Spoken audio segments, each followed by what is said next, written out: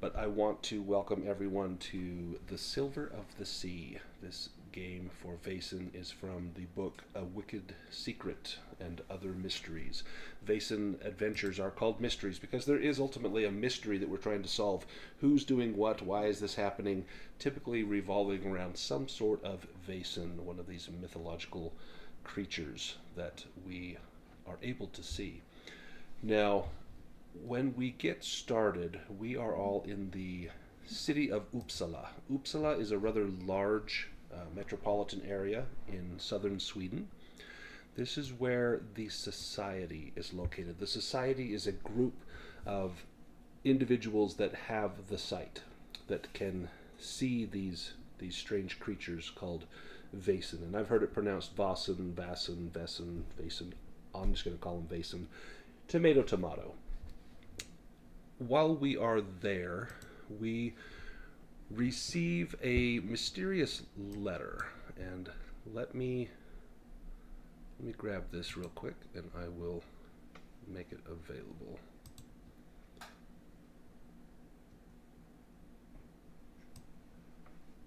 I'm going to put this in the chat and on the screen, and I will read it for us.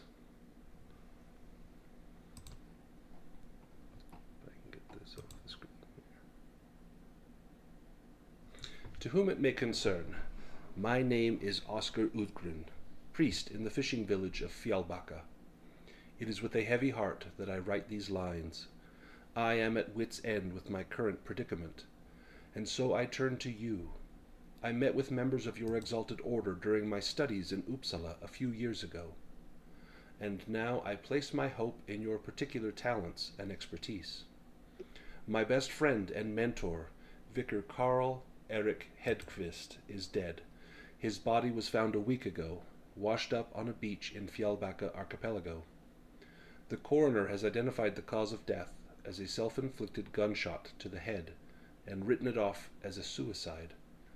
I refuse to accept this conclusion, certain that there is something unnatural afoot, and I know who is responsible. What I lack is proof and the means to do something about it. I last saw Carl Erik alive 1 week before he was found dead. He was once again headed out to Wrecker Isle in the archipelago, to bring the word of God to the depraved seafarers frequenting the inn on the island. Wrecker Isle is a hub for maritime traffic and the site of the largest herring saltery in the archipelago. Some days the sea lane is so clogged with boats and ships that people can walk across them halfway to Fjällbacka. Wrecker Isle reeks with herring and sin, a godless stain on this earth. The proprietors of this den of thieves, herring baron Zacharias Amundsen and his mother Abela, whom the locals call the Godmother, are openly defying the teachings of our Lord, and have thrown out the good vicar every time he visited Wrecker Isle. I am convinced that the herring baron and the Godmother, along with Zacharias's feeble-minded but dangerous older brothers, Paul, Pete, and Pace, are doing the devil's bidding, and are to blame for Carl Erik's untimely death. I shall go to Wrecker Isle to find proof of their guilt, and face these henchmen of Satan face to face. I require your assistance in this perilous endeavor. If you cherish your God, and wish to help his humble servant in his time of greatest need, meet me in Fjällbacka at your earliest convenience. With highest regards, Oscar Udgren.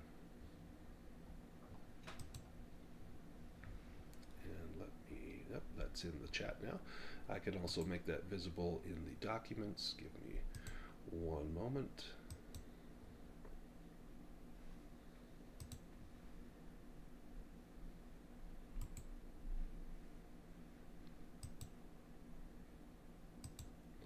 And now that will be available in your documents.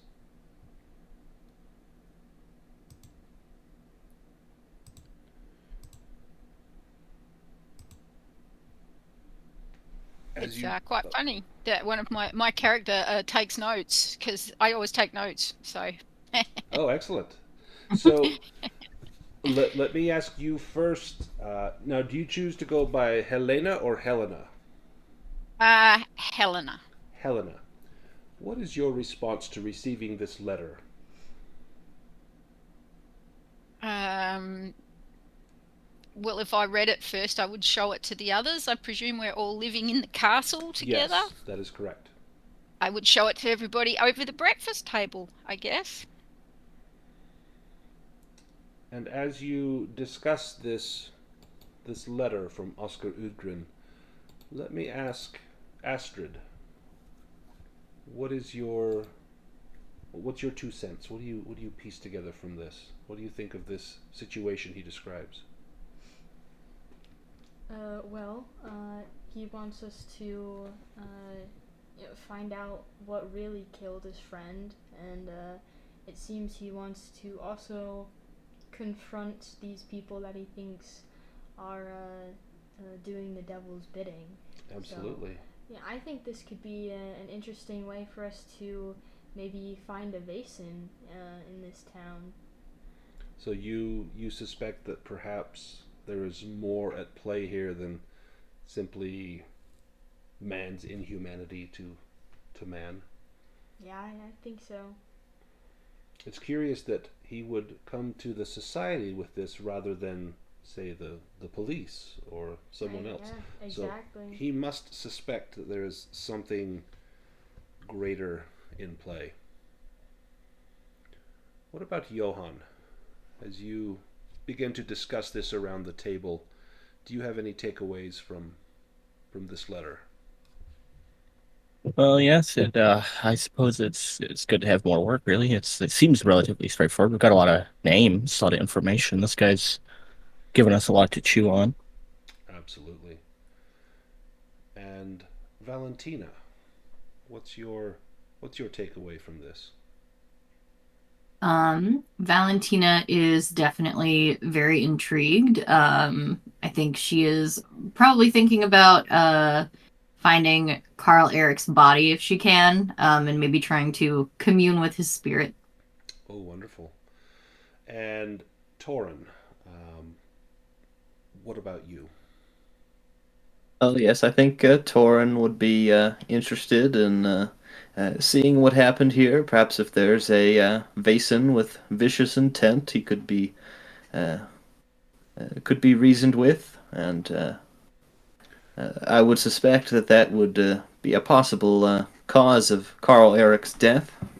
Now, you all know that Vaesen for generations have been benevolent and kind, but with the passing of the most recent decades, as industrialization takes over Sweden, the forests have been cut down, the land has been ripped apart for mining and other resources.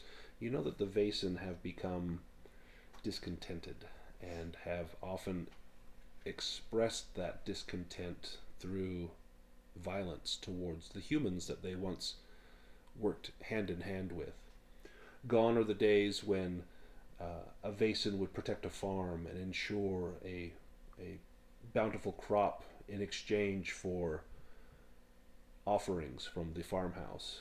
And now, as the forests are torn down and the land is being pillaged for everything that it offers, the Vaesen are countering.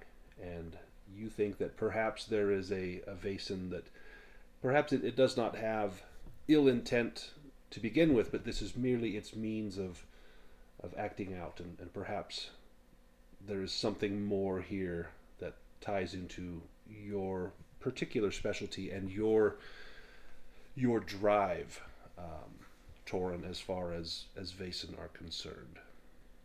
Now, we will have the opportunity to do some research here at Castle Jillenkreuz before we head out to Fjällbacka. This takes the place of advantages. And so we kind of touched on this. So your advantage is a 1 session use +2 bonus. And according to the rules, you will choose what skill you want that to be for now, based on what you know is coming up.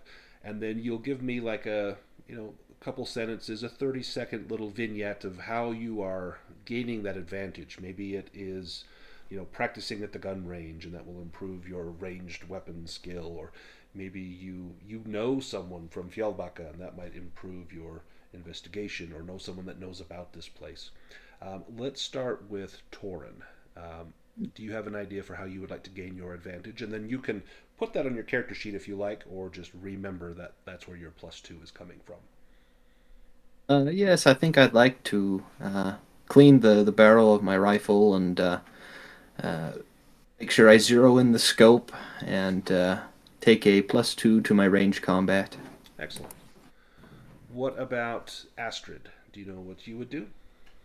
Well, I think as an academic, I would have read up on the town and maybe some of the possible Vaesen that we could encounter there. Yeah, so why don't you give me a learning roll before you even take your advantage? But do you want to take advantage on on learning? If so, if you want to use that now, you can. Or you can just do. We will all have a chance to kind of do a learning roll, just sort of as we research the information before we head out.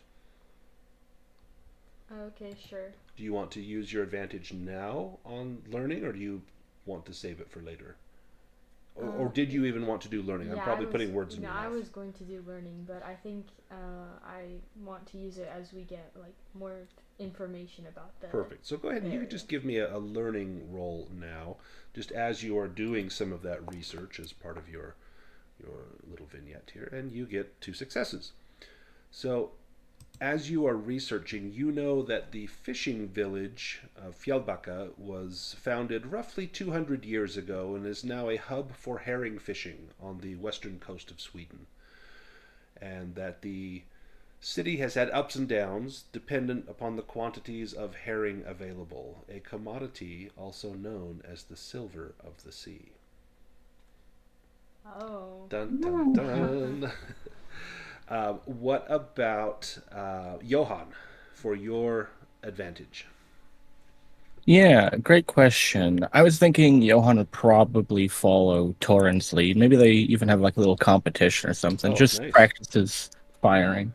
You've got some little iron silhouettes that you put out there, the shape of a mountain goat or something, and you take turns sighting in your weapons. And let me have you both give me a ranged combat roll, and we'll see who wins this little competition.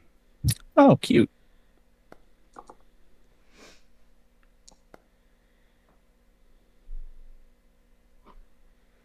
Ooh, nice. So Torin just edges you out. It probably goes to a tiebreaker, and he manages to get the upper hand on the tiebreaker. So you shake hands. He offers to buy you a beer at the local pub, and but he has the bragging rights for this. And what about Valentina? How would you be preparing for this upcoming journey? What advantage would you like to take?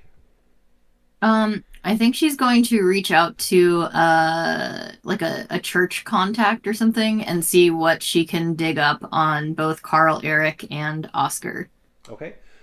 Give me either it'd be learning. Yeah, give me a learning roll for that. Mm-hmm. And then how do you want to tie this into your advantage? I was going to use it as like manipulation so that she could it could Excellent. seem like she has extra information, Excellent. So you find no information on Oscar, but you do find information on Vicar Hedqvist that that he was washed up on the shore. His body was badly damaged, and the cause of death was identified as a gunshot to the head at point blank range and was written off as suicide. You know that it would be very unlikely that a man of the cloth would resort to such drastic measures. And so you have your doubts as to whether or not this is indeed a suicide. Mm-hmm. And then you can take that +2 at any point during the game on a manipulation roll. I like that. Cool. Let's see. I've done. Let's see. Who have I skipped? Helena. Oh, Helena. What about you? Helena has been sitting down writing a lot lately and hasn't really been paying any attention to her physicality. Yeah. She's a bit worried that if we're going to this island full of untamed human beings, that she might need a little bit more ability to protect herself. So she's going to perhaps ask one of the guys if they can just give her a lesson in using a knife in close combat, just in case. Oh, and I think that they absolutely would. They probably take you out. They kind of look at your grip and study it. Like, no, let's change the grip. The thumb goes on this side of the knife, and don't hold it this way. That's just in the movies. Although I suppose there probably weren't movies at this time. That's just in the books, that where they hold the knife, gangster style, sideways. So we want to hold it the right way. As it comes time to head out, let's just look at a map. Let me make sure this is the map that I want to take you to. Yeah, let's look at a map here, and I'll show you kind of where we are going. So this should pull everyone to a map of 19th century Sweden. So Uppsala is right here near Stockholm. I don't know if you can see that little ping on the map there. That is Uppsala. And Fjällbacka is to the west and slightly south, over here. So our journey goes first by stagecoach, and then by boat through the Göta Canal, and then another stagecoach afterwards. It is several days of arduous travel, but you finally reach Fjällbacka, the small fishing village, cowering under the huge mountain of Väterberget. It is summer, and the weather is sizzling hot. The new moon is almost here, Valentina comments to herself, being fully aware of all things astrological. As you arrive at the fishing village, one thing that you notice on this archipelago is just how vast it is. On the horizon, across the shining sea, you see the rounded shapes of numerous granite islands, increasingly blue the farther out one looks. You take in the scene and are amazed at all of the beauty here on this earth. As you arrive at the docks, you are greeted by a young man in priestly garb. Post a picture of him. He's much more friendly than his picture would indicate. This is Oskar Udgren. He has an austere look on his face, seemingly unbothered by the heat and the noise around him. He thanks you for coming so quickly. He leads you onto a hired sloop whose skipper is setting off for a place called Wrecker Isle amid a light summer breeze. The voyage takes about an hour, and Oskar settles down comfortably with all of you to ask about your journey as well as your qualifications. My friends, he says, you must know that the herring have not always been abundant out here in Wrecker Isle. But about 30 years ago, the herring returned. And the godmother, Abela, she bought Wrecker Isle and opened an inn on the island. Business has been booming ever since. Her son, Zacharias, he runs the herring saltery on the island. He is commonly known as the Herring Baron. He is a clever man and quite popular with the ladies, unlike his three older brothers, Paul, Pete, and Pace, who are, shall we say, unsightly and of simple mind. Rumor has it that Paul has gone missing. He has not been seen at the inn for several weeks. This family, the Amundsons, they were once a poor fishing family. It is said that they made a living from wrecking, falling upon wrecked ships and stealing whatever they could. It is said that the father, Benjamin, died under dubious circumstances, but the rumor in town is that he was beaten to death by his son, Zacharias, who is now the Herring Baron. My friend, Vicar Karl Erik Hedqvist, was armed during his last trip to Wrecker Isle, having had his life threatened on previous visits. Indeed, my life has been threatened as well. According to the coroner, Hedqvist was killed by a gunshot to the head at point-blank range, fired from his own revolver. But that weapon has yet to be found, so how can they know? You see, there is something afoot here on Wrecker Isle, and I have brought you here to determine if there is something more to it than simply a family that has made themselves fat and rich off of crime and vice. Surely you can help me with this.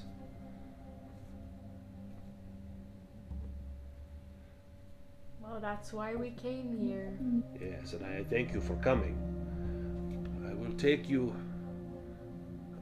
to this place.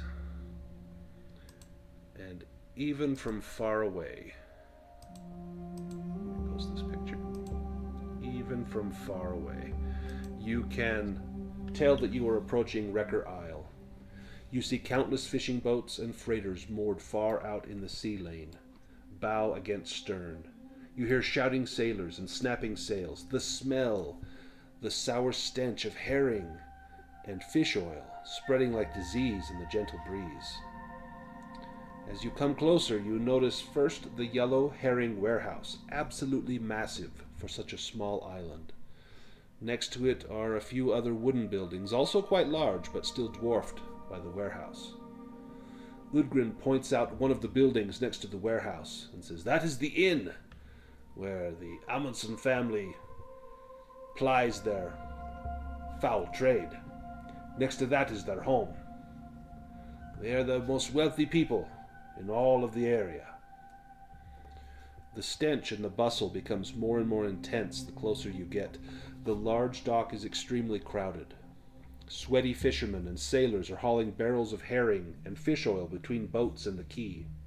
A full-rigged ship on its way to Gothenburg is about to head out, and a swarm of smaller schooners and barges compete for the space left behind by the large vessel. Small dinghies are used to transport people and goods between the dock and the numerous ships floating offshore. Eventually, the captain of your little sloop finds a vacant berth, and you climb ashore together with Udgrin. Let me take you to Wrecker Isle.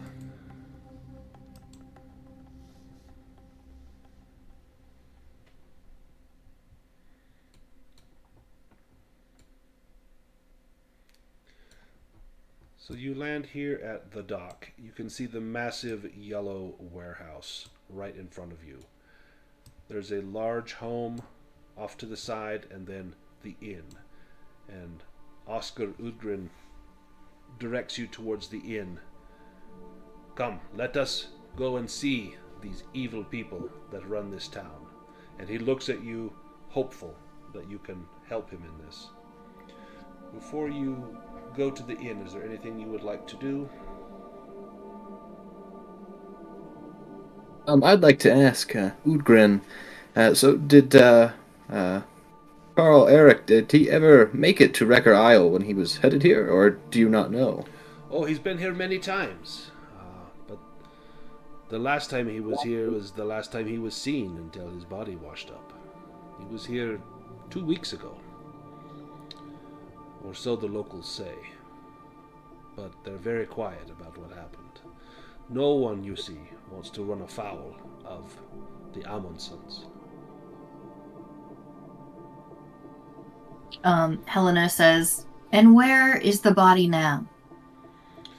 That I do not Sorry, know. Val. It has, I believe, been cremated, but that would be a question for the locals. It was not the way that we do things in the church. His body should have been interred into the earth, but because it was deemed a suicide, some of the local constabulary felt he was not worthy to be buried on holy ground, and so he was given a pauper's service and returned to the ash from whence he came. Did he? I mean, you called for us. which means that you believe that there is something more to this death than a straightforward murder for someone who was inconvenient. What is it about his death that makes you feel that we were needed? I think it has something to do with the Amundsen family. They are far too fortunate. They have more money than they know what to do with. Richer than Croesus, it is said. That they have come upon some sort of bounty, not just from the silver of the sea, but something else. I suspect that they have taken one of the local spirits, perhaps, and used to their advantage to rid themselves of any enemies or opponents. I think this is what happened to my friend, Vicar Hedqvist. I think Are there it was rumors? There Are there rumors of this spirit? There are many rumors. Many people in town feel that there is a foul spirit on the wind that keeps this family in good fortune, while the rest starve, simply trying to make ends meet. And that how else could they do so well unless they had help from beyond? Do you know anything about this particular spirit? That is your area of expertise, my friends. That is why I brought you here. I have not seen nor heard anything. My friend Vicar Hedqvist, he was doubtful. He felt it was simply the machinations of man, but I have more of an open mind, and I think that perhaps there is more here. And for this purpose I have brought you here, to uncover or discover what else there might be going on.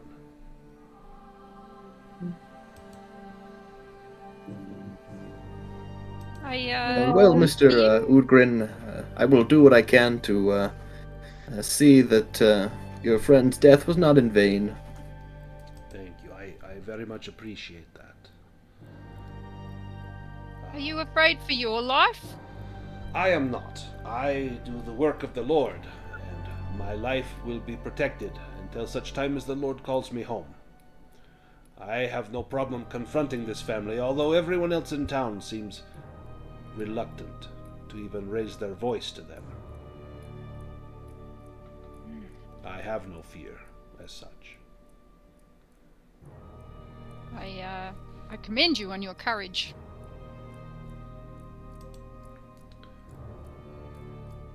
One thing that you should know is there have been strange sightings in this town.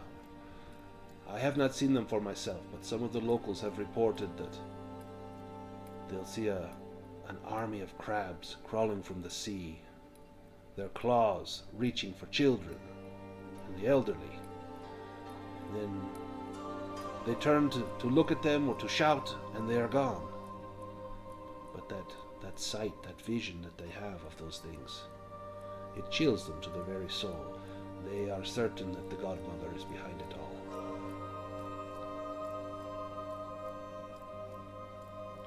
Will you not come to the inn with me? I will show these people to you.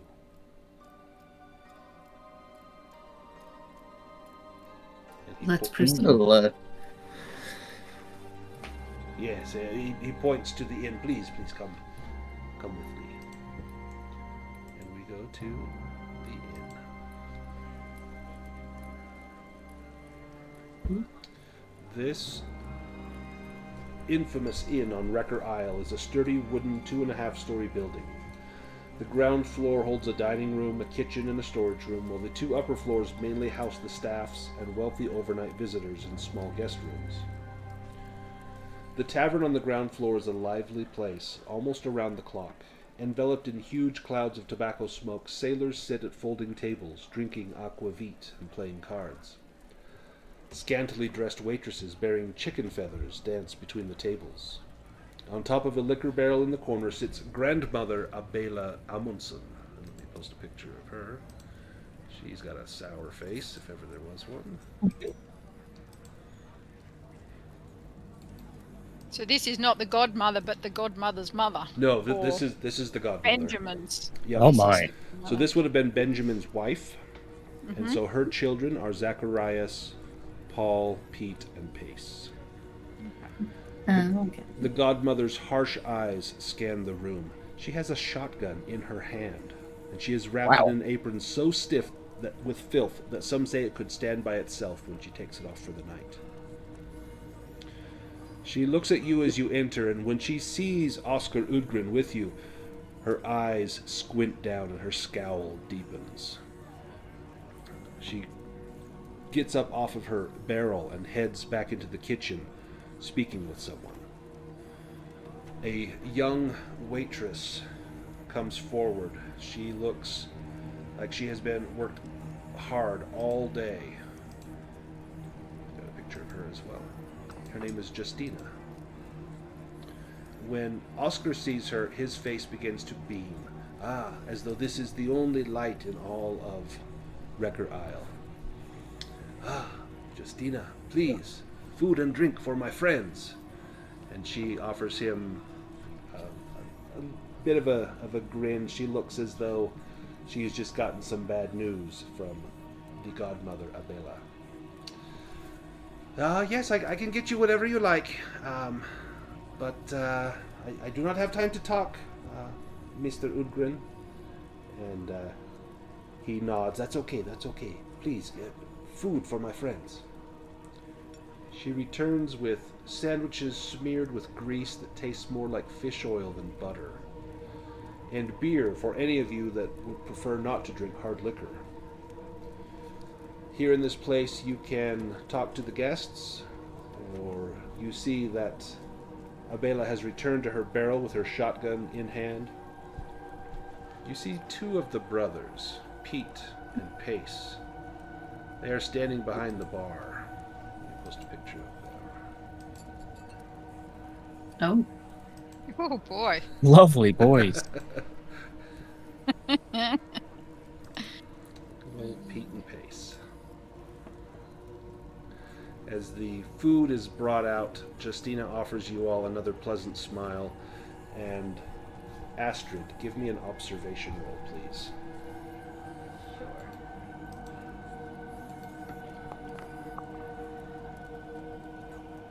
Oh, excellent. You got a success. You notice that Oscar gives her a very kind smile, and as she leaves, he reaches out his hand almost to take her hand, and then he pulls it away.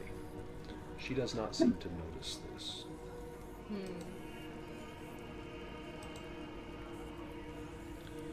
What would you all like to do? What is Johan doing? So I like to think Johan is trying to get like an angle where he can really eye up this godmother woman. He does not like the look of her at all. She's filthy. She looks, rude. Ugh. Yeah. Give me an observation roll. Oh dear. Oh. Do you want to push that? No, I'm not the best at empathy. As you are watching her, she just returns your look, just staring directly at you. She has none of these social norms that would say don't stare at people. She just looks at you. This is like some old Russian woman that just has no problem just giving you the stink eye this whole time. She's short, she's stout, she's all business and no nonsense. And that shotgun just seems to accentuate that point. Could I perhaps just walk sort of as if to go past her and then sort of stop and stretch my back out and say something like, the journey, it is so hard on old bones, hey? Give me a manipulation roll.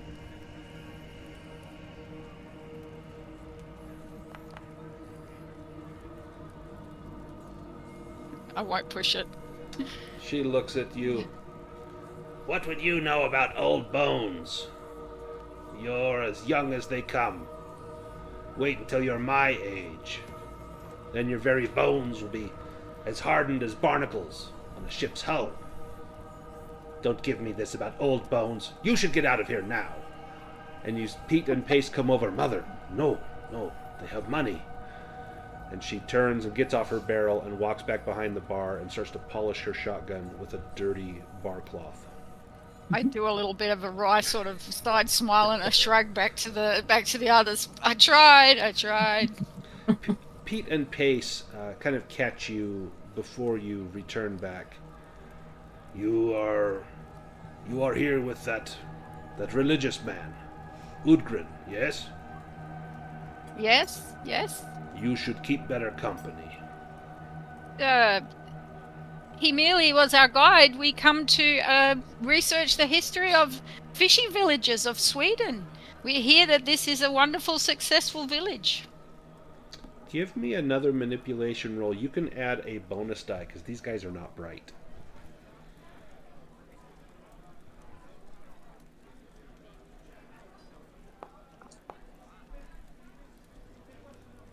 Oh, nice. Look, this is a good place for fishing. This is the best place on the coast. But this is not a place for you to do research. We do not like people snooping around here. The herring is plentiful. That's all you need to know.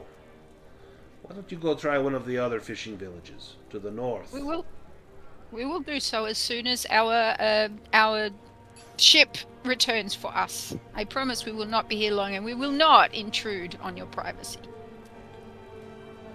You know that your friend the priest, he has a thing for the waitress. Yes? I saw a shine in his eye. He is not a man of virtue. Let me put it at that. And he spits on the ground.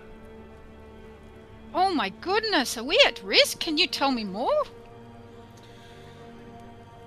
You are a beautiful lady. I will protect you. And you see him patting a pistol tucked into his belt. I will keep you safe from this man. It is wonderful. You are my friend now, yes? I am, and you, perhaps, are my hero. Oh, and so this is Pete that you're talking to, and Pace, his brother, looks at him and elbows him really hard in the ribs. And he lets out a little oof, and some spittle flies out of his mouth and lands on your shoulder. I just gently wipe it off and look very admiring at the same time.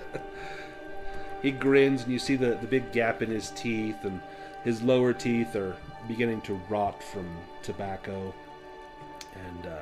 and liquor, and looks like there's week old herring stuck in his teeth as well.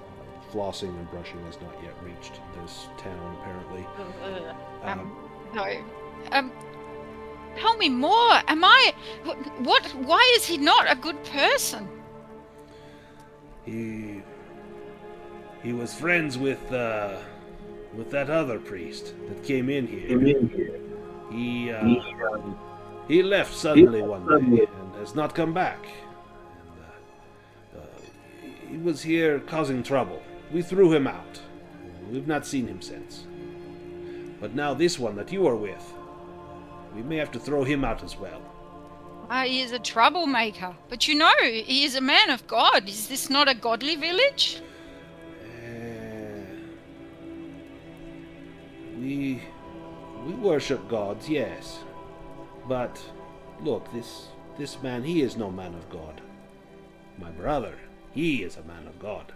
The gods speak to him. And his brother elbows him again. Quiet. The gods speak to Zechariah. Okay. I will just say, well, it is good to know that the Baron of this village is a godly man. They both stand up very straight at hearing you say that. Yes, we are brothers to the Baron. That makes us practically the same. Perhaps. Oh, goodness. Perhaps you could be wife of brother of Baron, says Pete. Well, perhaps, but we have only just met.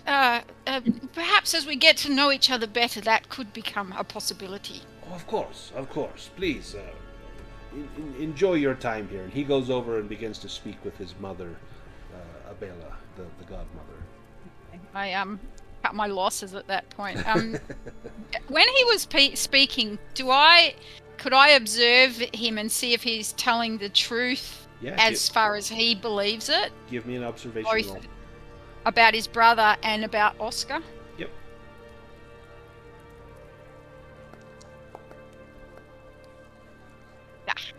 Ooh. Getting the bad rolls out early. Do you want to push that roll? No, I won't push it. You think he's being truthful. He's almost seems like he's such a simple person, very low on the IQ spectrum, that he likely would not have guile about him, and that he would only say the things that he felt were true. So I go back to the whoever else is of ours that is still at the table, and I say, Pete, Zachariah's brother, has a pistol. They are no geniuses, but they do not easily lie. Torin, hearing that he has a firearm, maybe you look at Johan, both being familiar with firearms. Do you have any follow-up questions or actions that you would take upon hearing that Pete had a pistol? I honestly think having a pistol would probably be pretty common to, it's not uncommon here. What about Torin? Yeah, that doesn't concern Torin too much. I think he'll just keep an eye on him and ensure that we're in no danger. As Helena, when you mention that Pete has a pistol, you see Oscar kind of looking around, and he sees Pete, and he sits up and his mouth drops open, and he leans over and whispers to you, "That pistol, that was the vicar's, the one they said he shot himself with."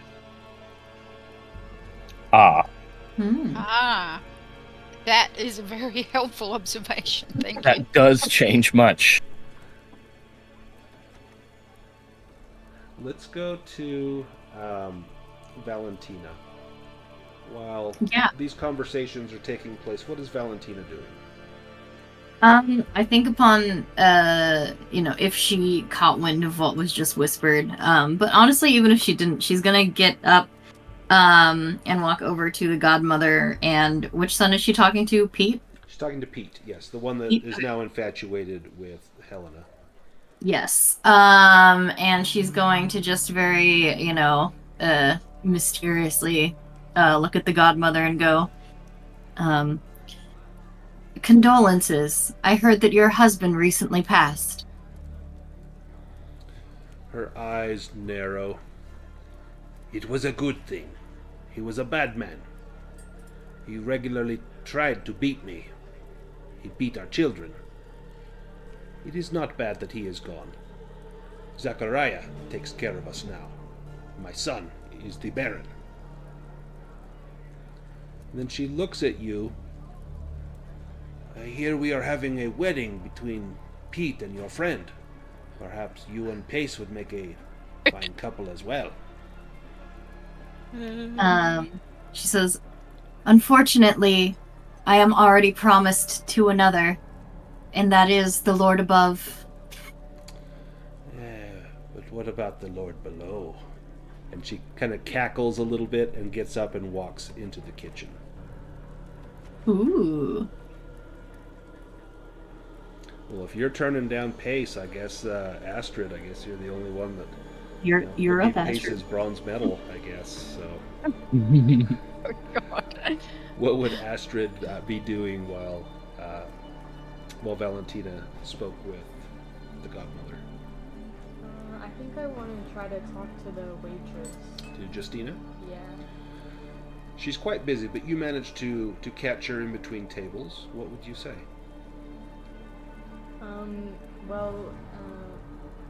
If all of these people that I've had conversations with, the brothers and the godmother, they haven't mentioned anything about the Paul, the third brother. So I want to ask her about him. Give me a manipulation roll. You can add a bonus die to this.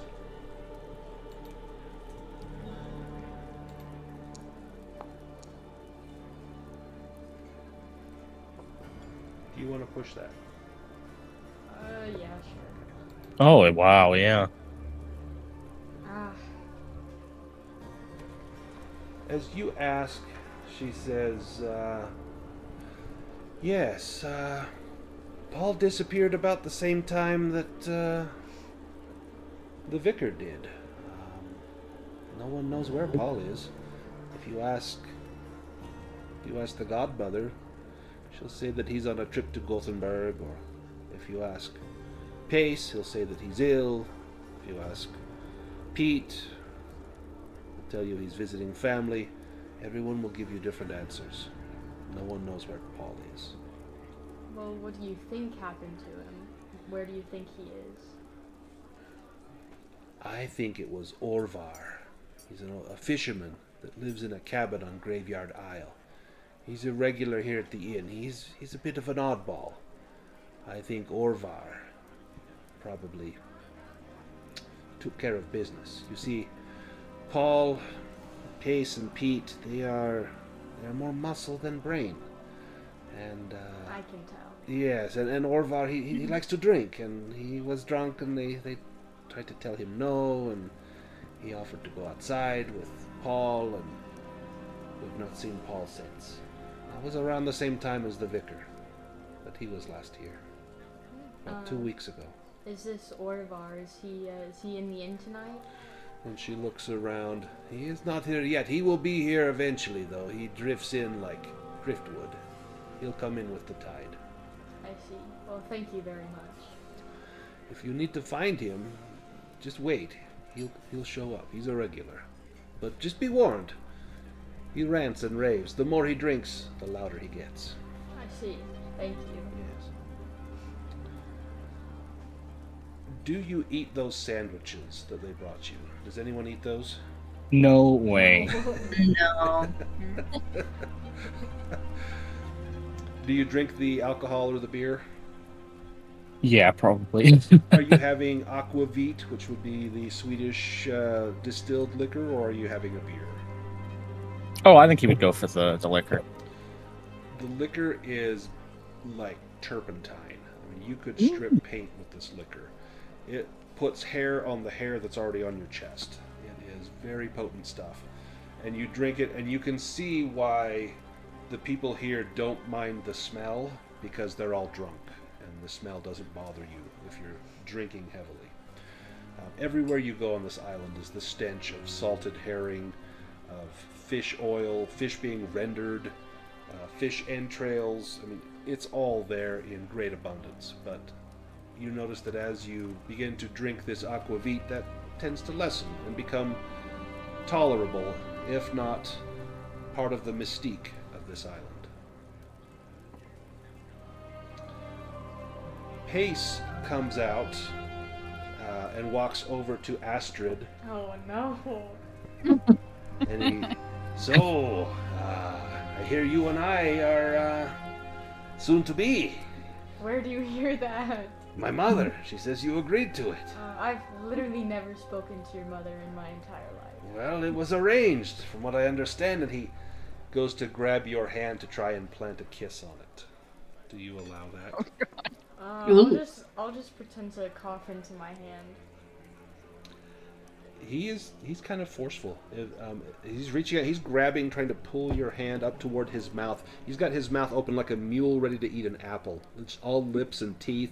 You see his tongue kind of licking around his teeth. Do you resist? I'll try to. Give me a force roll.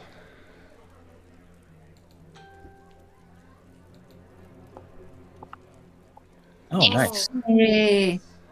Yeah, you pull your hand away, and he looks at you just shocked. Oh, sorry, body spasms, you know. He says, oh, hard to get. I like. And he pulls out a little gold pocket watch. Very fine, very expensive. 8 o'clock. You and I, we will have dinner at my house. And he closes the watch. You see Oscar, again, that look of shock on his face, and he leans in towards Helena. That's the vicar's watch. And Pace walks back towards the bar. He's got a little bounce in his step as though he just scored points with his future bride. Right, Sorry, because Astrid. What a character. What else would you like to do in the inn, if anything? Otherwise, you're welcome to explore some of the other people. If you want to talk to some of the other townsfolk, you can wait for Orvar to show up. Anything else you'd like Torin to would like to go up to the bar and beckon for Pete to come and speak with him.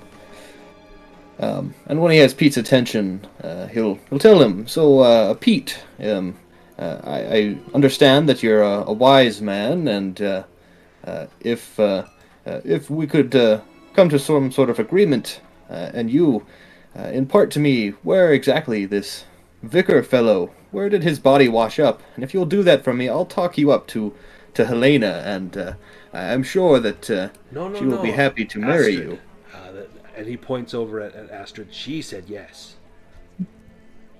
That was Pete. That was to Pace. Oh yes, that was Yeah. to Pace. Sorry, you're talking to Pete. Oh yes, yeah. He says, oh yes, she is very fine. She will be a good wife. She can live in the house with my mother and my brother.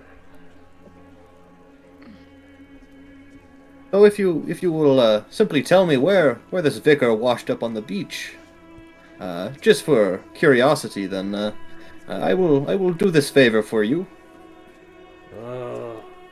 Yes. Come with me. I take you there.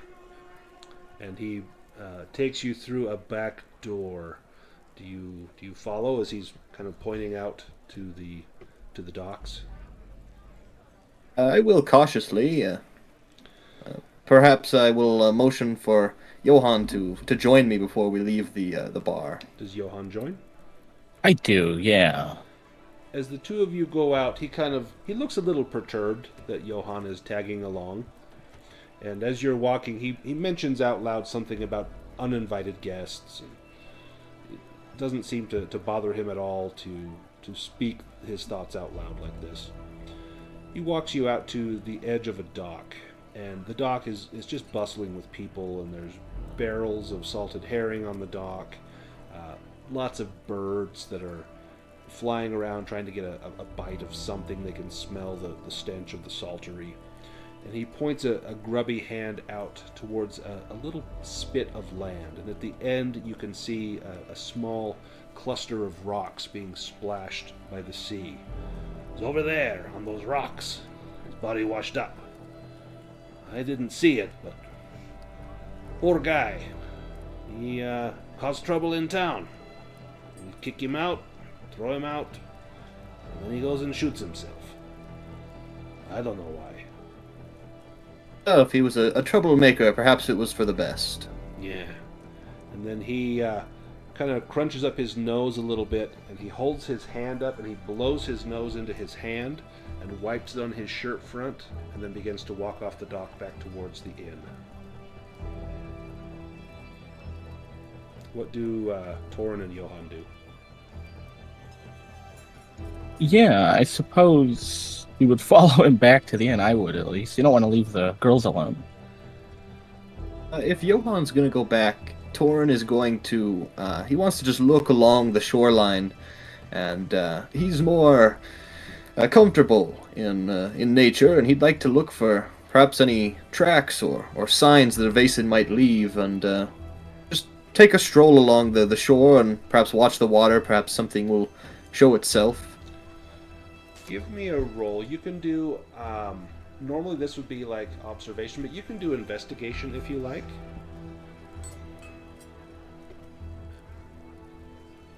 I'll let you choose which one you want to roll. I'll do observation.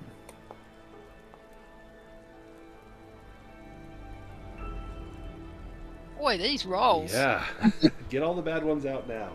Do you want to push that? Yeah, sure, I will. Perhaps I'm a bit angry that I wasn't able to get more out of that guy. Nope. Damn. So you, I don't see much. It's a little dark. well, we're definitely going to fail forward in games like this. there's either, with a failure, you'll still get some information, but it may be inaccurate or it may be partial information. But I'm a fan of you still, it was a good idea to go out there and look for stuff. So there's a good chance that you'll find something.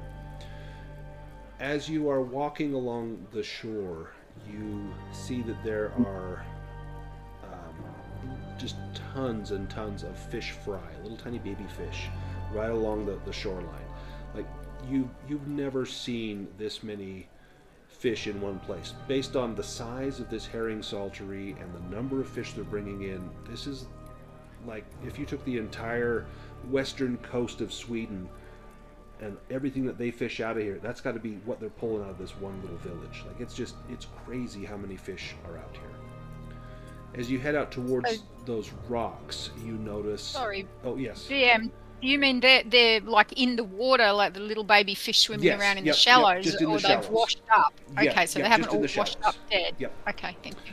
And as you're walking along, you see just the abundance of ships out in the harbor. That this place has to be just making a killing. That inn, like every penny, every coin that comes through town must go through that inn, because there's no other place to get a drink. There's no other place to process the herring but here, and this family must just be rolling in money. As you get a little closer, you're looking for specific signs of Vaesen, and give me an investigation roll as you get out near the rocks where he was discovered. Oh, Nice. You find 2 large fish scales. These things are about the size of probably 3 inches in diameter, like 5 centimeters in diameter. These things are quite large, and it must come from just a huge fish. There are fish with large scales, but this is incredible. That there must be some huge fish out there that if something this size would be eating all the fish in the area, you don't know what this might have to do with anything. It almost looks like it may not even be a fish scale as you pick it up, because it's so large, but it's thin, it's reflective. In modern days, you would think that it was like made of metal, or like a really shiny thin layer of like titanium or something. It's so reflective and so large that this thing, this has to be something that means something out here. Well, I will collect those, and then it must be getting later in the evening, so I will then make my way back to my companions. As you're walking back, you see kind of an old man, and he's walking, or more staggering, towards the inn. And you can see by his wide gait, he is old and arthritic. His hand is quivering and twitching as he gets closer to the inn with excitement and anticipation. And you think this could be Orvar. He goes into the inn.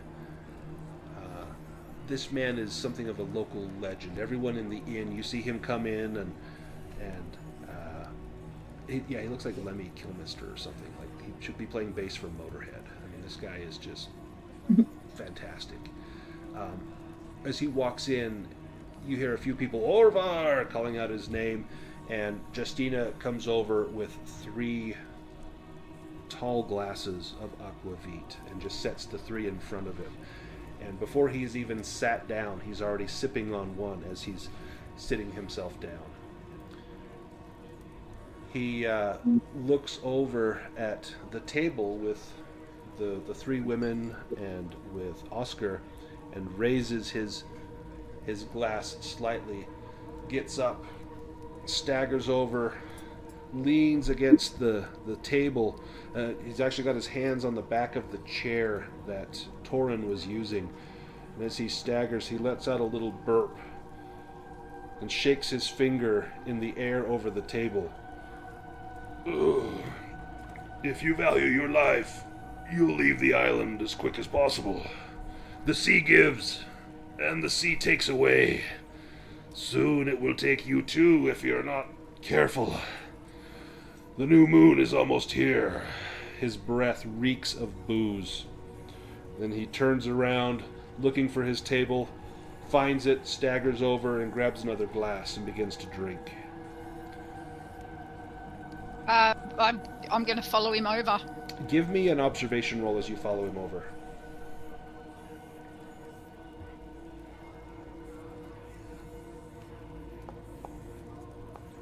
Ooh. Wow. Wow. Nice. Nice. You get the sense that he has no guile, that he is absolutely telling you the truth, that his warning is sincere. He had no reason to come over and give you that warning other than perhaps he saw people that were out of place here and didn't want you to fall into the same traps that he has fallen into. And he looks over at you and, yes? Orvar, and I will actually sit down and perhaps pour him some more aquavit out of our bottle and say, thank you for your warning. You mentioned the new moon coming. Is there a significance in the coming of the new moon and our safety? Oh, yes. Oh. You have to know that the new moon is special around here. Whenever the new moon comes, someone disappears. This is very bad news for us. Yes. It's easier for a stranger to disappear than a local. No one talks about the strangers after they've left.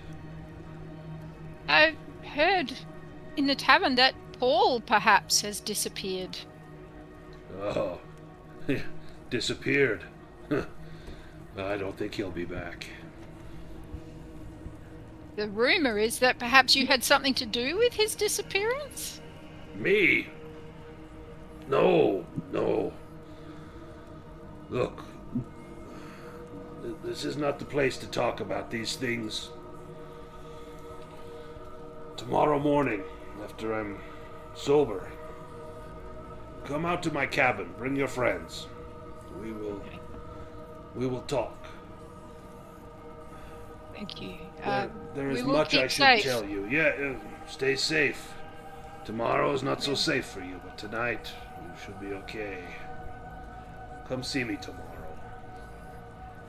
All right. Thank you, Orvar. And I go back to the table. And can I say to Valentina, without the body of Carl Eric, if we took you to where his body washed up, could you perhaps still speak to his spirit there? She would for sure know that if she were to have one of his items, either the watch or the pistol, that would absolutely work. She could do psychometry and hold this item that had once been in the possession of this man. That would absolutely work. If you would get a bonus die on that. If you go to the location where his body washed up, there is still a chance, but there would be no bonus die on that. Mm-hmm. She says, if we're able to retrieve either the watch or the revolver, I think it was a revolver, Yes. then it would be a bit easier to try to breach the veil between our realms. Well, we have a choice between Pete and Pace. So perhaps we can await an opportunity there. Torin, you have made it back into the inn, along with Orvar, and you can return. Do you show that scale around?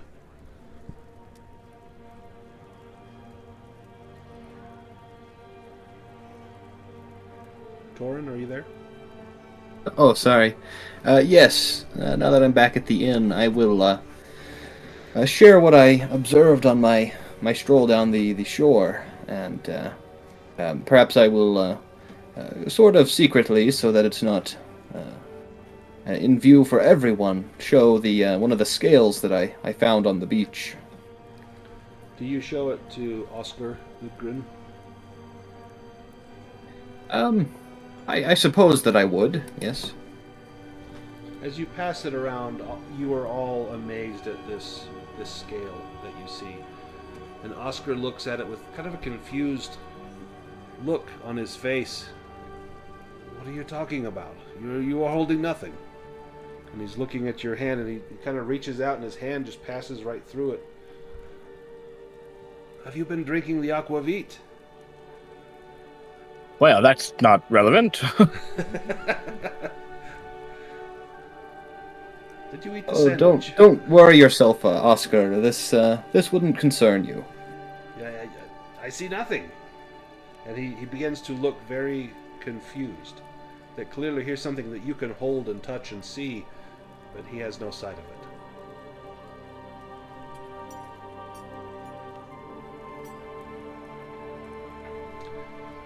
Justina comes over to the table. And Oscar excuses himself for a moment.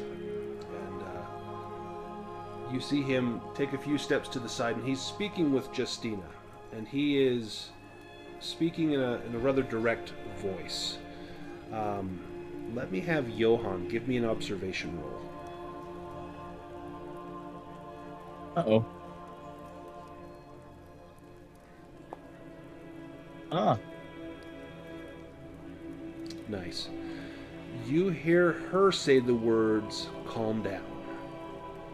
And he takes her by both wrists, and he's looking at her and speaking to her rather directly and forcefully. And you hear her say, "Calm down." And he says, "We have to go."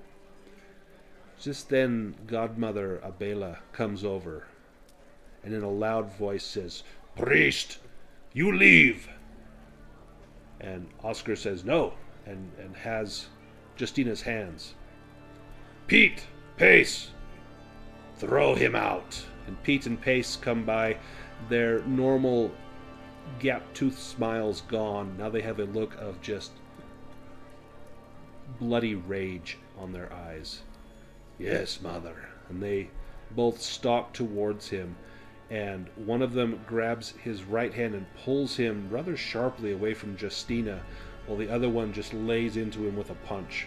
Just takes him right across the jaw. Do you intervene? I mean, he did kind of seem like he'd be a bit of an asshole, but Right. I think I probably would. I mean, he's the reason we're here.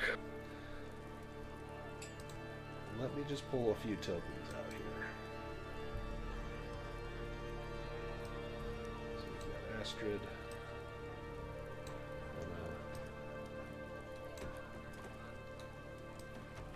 Johan. Tom. Valentina.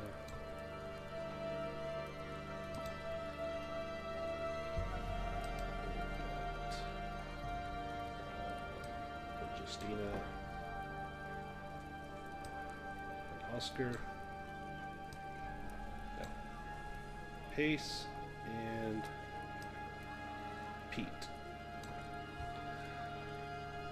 So we're going to put these guys into a combat. Who wants to get involved in this combat?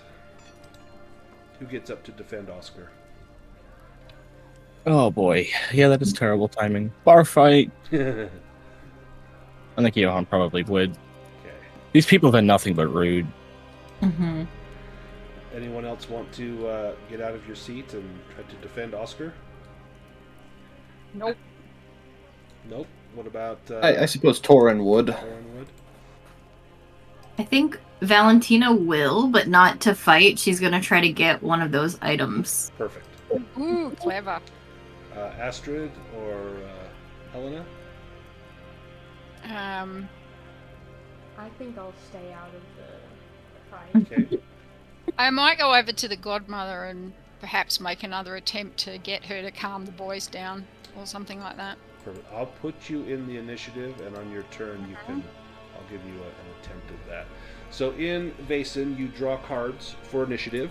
You can go on the toolbar next to the chat bar. There's two crossed swords that will show everyone in the initiative order. You can click on the hand of cards next to your name, and it will draw a card for you. and then it goes from the lowest number to the highest. And Valentina, if you want to click on yours, or I can click on it for you. Mhm. There we go. And then this will be the initiative order. So up first is Valentina. So you want to speak to the godmother? Oh no, That that was was Helena. Oh, Helena. that was Helena. You were trying Yeah. to steal one of the items. Yes. Perfect.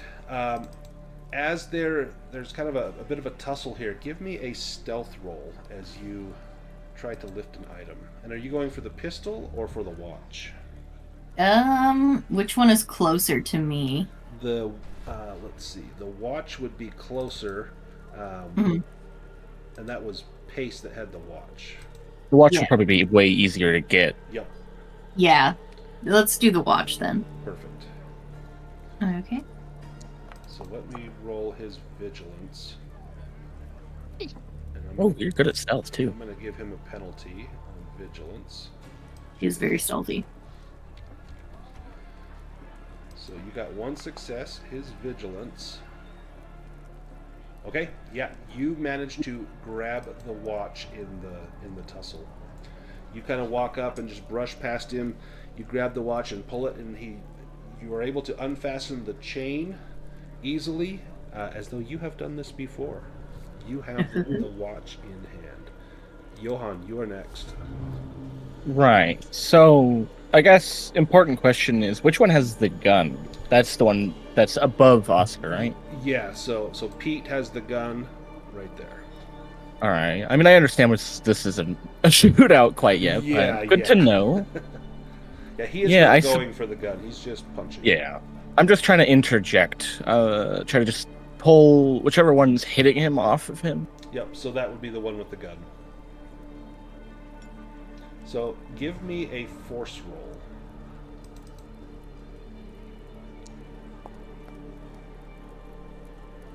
Nice, and he is going to fight back with a force roll. So this is Reasonable. his, like a parry is what he's doing. So in this game you can dodge or parry as a fast action, and then you also have your slow action, which is basically your attack. And so he does Damn. not succeed. So you wail on him and give him 2 conditions.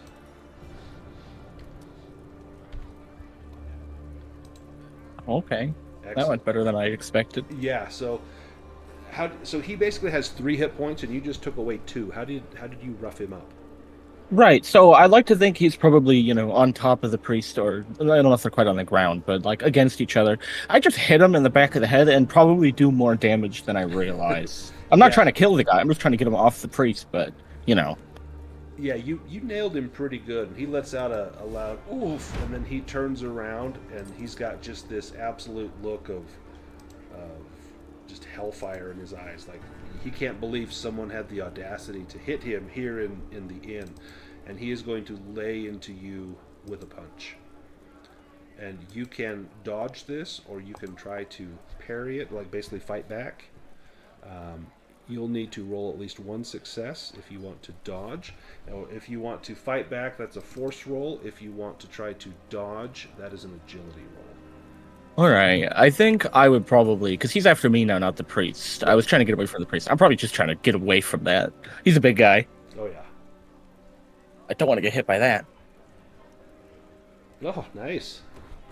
Yeah, so you easily manage to avoid. It's a big haymaker swing, and you just kind of step back, and the air whooshes in front of your chin as he misses you. Helena, your turn. You wanted to speak to the godmother? I'm going to go up to her and acting as if I really care and I'm worried about her, and I'm going to say, Madam Amundsen, if something were to happen to another man of the church in this village, people would come from the city. You know the power that the church has on the mainland. Please, ask your boys to stop. We will manage Oscar. Give me a manipulation roll with 1 bonus die.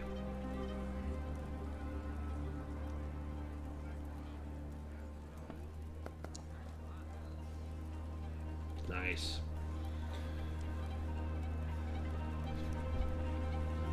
She kind of thinks about what you've said. You can sort of see the wheels turning in her mind, at the end of the round, she will take her action. Torin, what do you do? Well, if the Pete and Paste are busy engaged with Johan, I will see if I can get the priest to his feet and maybe out the door. Okay, give me an agility roll to do that.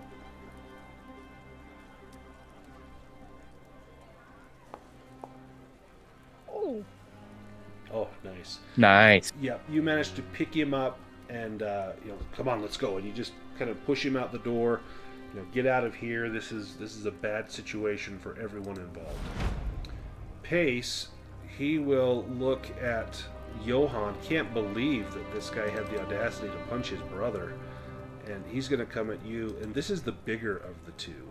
And he throws just a wild punch at you. And misses and whiffs. Wow. He had 10 dice. Yeah, that's scary to see every time. We go to Oscar's turn. He has gone outside. As that happens, as he goes outside, the grandmother has made up her mind what to do. And she pulls out her shotgun and just fires it up into the ceiling. Just blows a huge hole in the floorboards. There's a room upstairs. Who knows if someone's in that room? Pete, Pace! Make sure he is gone. Do not let him back in. The rest of you, wait here. And she makes sure that Torin has gotten Oscar out of the building. And then she looks at the table. I'm very sorry for what you've had to witness. Please, all of you, be my guest tonight at my home. Let me give you dinner and apologize for the rough behavior of my boys. I will not take no for an answer. And she nods her head and goes back into the kitchen, kind of pulling Pace by his ear. Pete and Pace both by their ears, kind of dragging them back into the kitchen. Pete is holding his nose, checking for blood. He's sure he's got a bloody nose, but there's nothing there. And she's whispering to them, you leave them alone now. You hear? Leave them alone. We don't need any more trouble. So you have been invited to supper.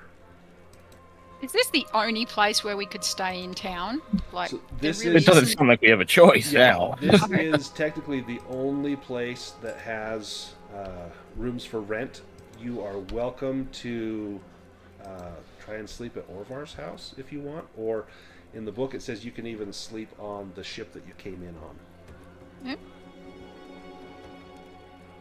Well, it seems like we maybe don't have a choice tonight, at least. So is Torin still outside with Torin, Oscar? You're outside with Oscar. What do you do with Oscar? I'll just tell him that it seems that he's not welcome here and that perhaps he should not incite the fury of that family, at least until things have calmed down. He agrees, and I will go for a walk. I am sorry. I did not mean to cause trouble, but I do not trust this family.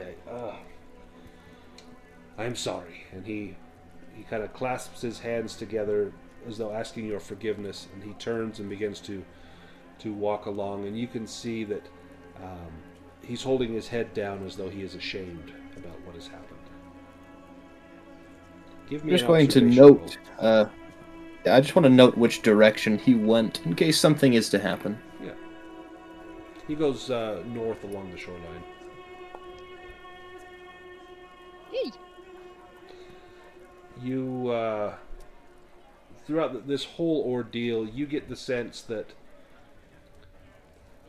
his conversation with Justina, there's something going on there. You've seen just the way he's looked at her, some of his gestures, and now this conversation. You think that there's something going on between Justina and Oscar. You suspect it's likely infatuation from the priest.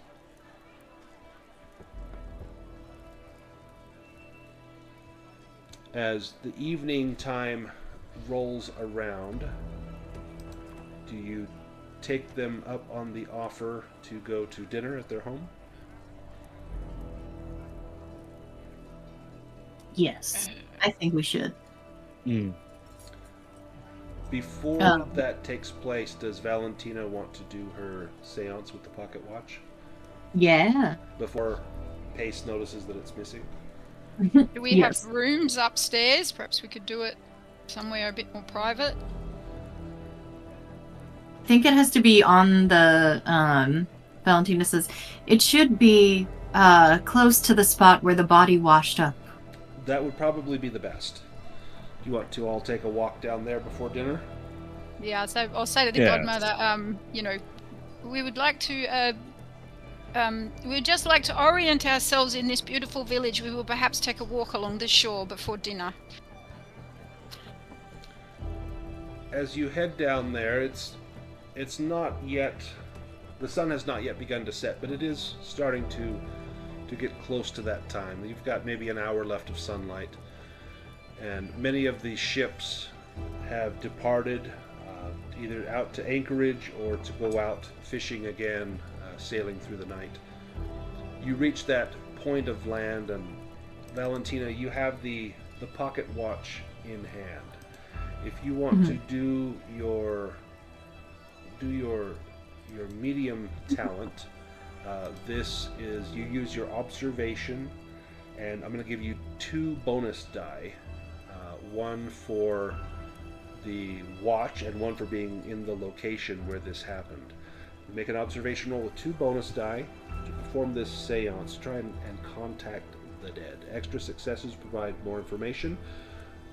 On a failure, you either get inaccurate information or suffer a condition.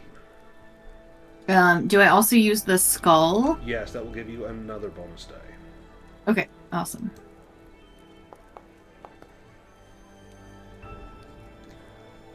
Ray. Tell me how this seance happens. Maybe you sit on the shore holding this watch. How does it go? Kind of as though this is happening. Kind of walk me through what you say and what your actions are. Yeah.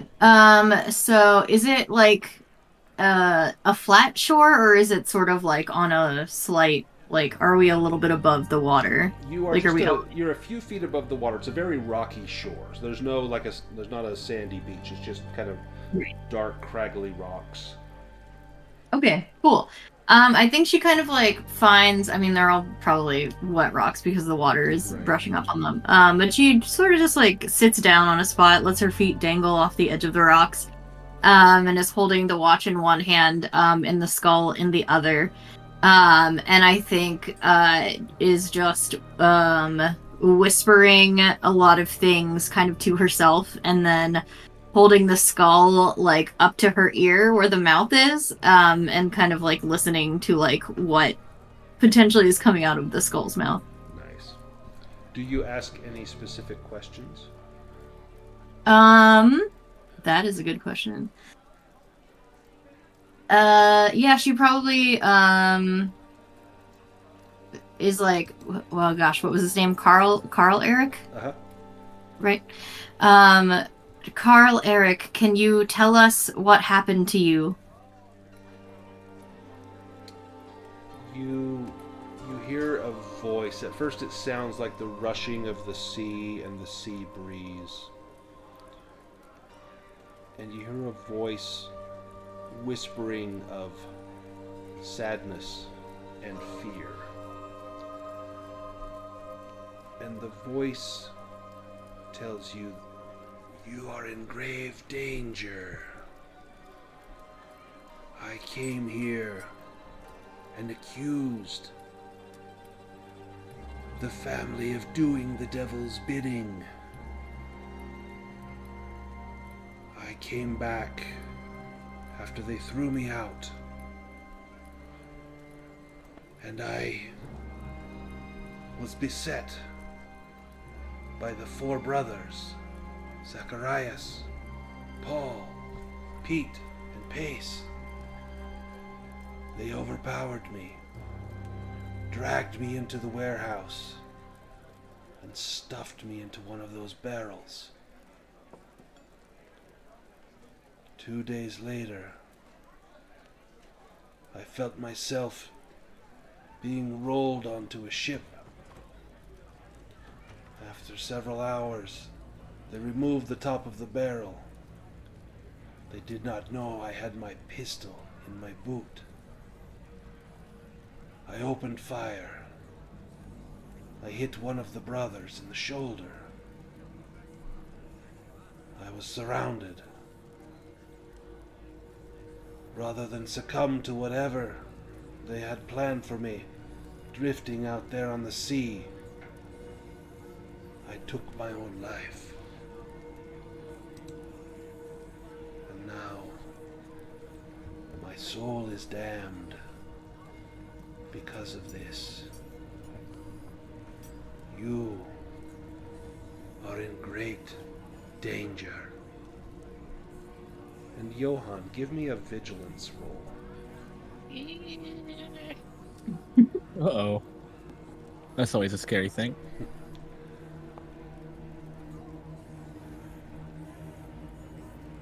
You notice that it has grown very quiet. Even the sound of the sea seems muted. And you turn your head and you look in the direction of the inn from where you came. And in the bushes, not 40 feet from where you are, a little scrub along the side of the shoreline, you see a face. And then another. Oh. Pete and Pace are watching. Let's go ahead and take about an 8-minute break, and no. come right back. It's a chance to go grab some water, get whatever you need. I'll see you all in about 8 minutes.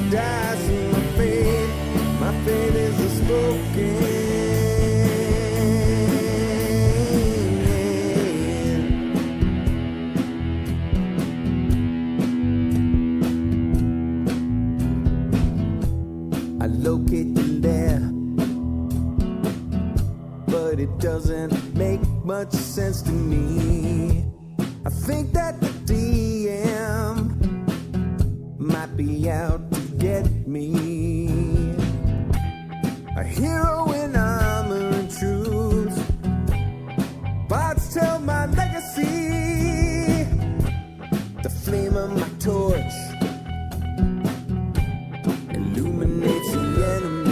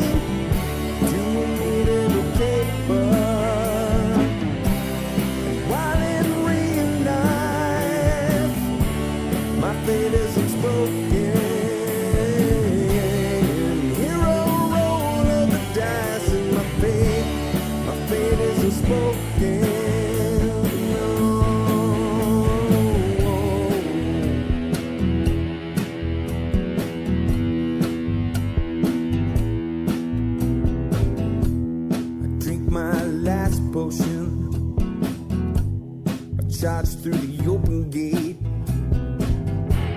The flame of the dragon tried to seal my awful fate with a handful of dice. 5 times I rolled 20. The dragon goes down. The DM will bloody. I leave with the princess, a satchel chock full of gold. We head to the tavern where my mighty tale unfolds.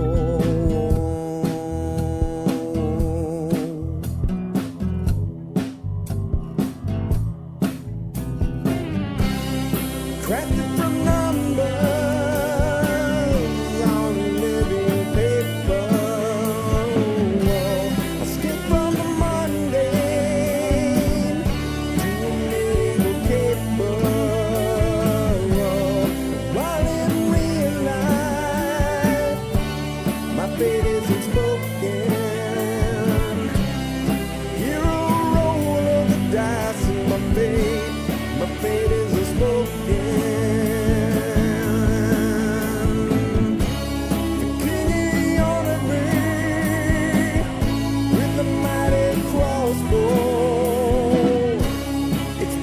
By the elves, he said, I thank him and I go. Oh, the life of a hero,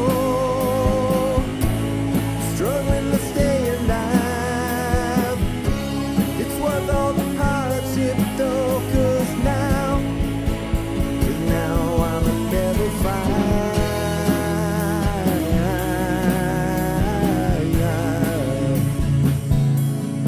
Level 5.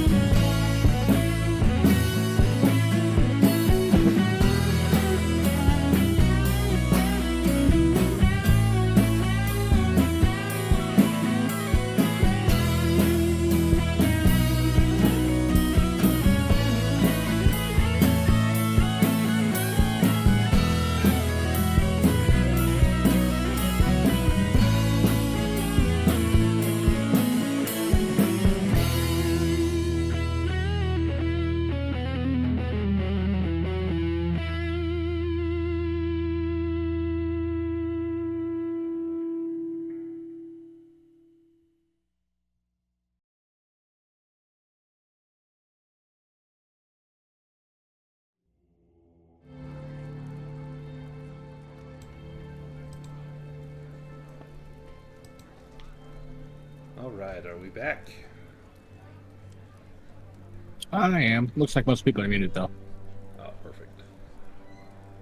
Give me just a minute for everyone to stumble back in, hopefully with snacks and Oh, being, getting some drinks.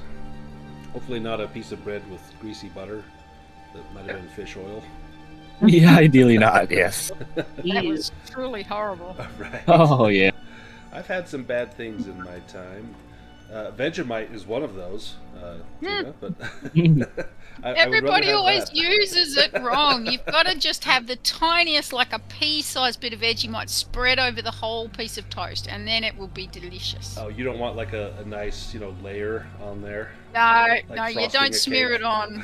Not like peanut paste. Sorry, you guys. What do you guys say? Peanut butter. Peanut butter. Yep. Peanut butter. Yep.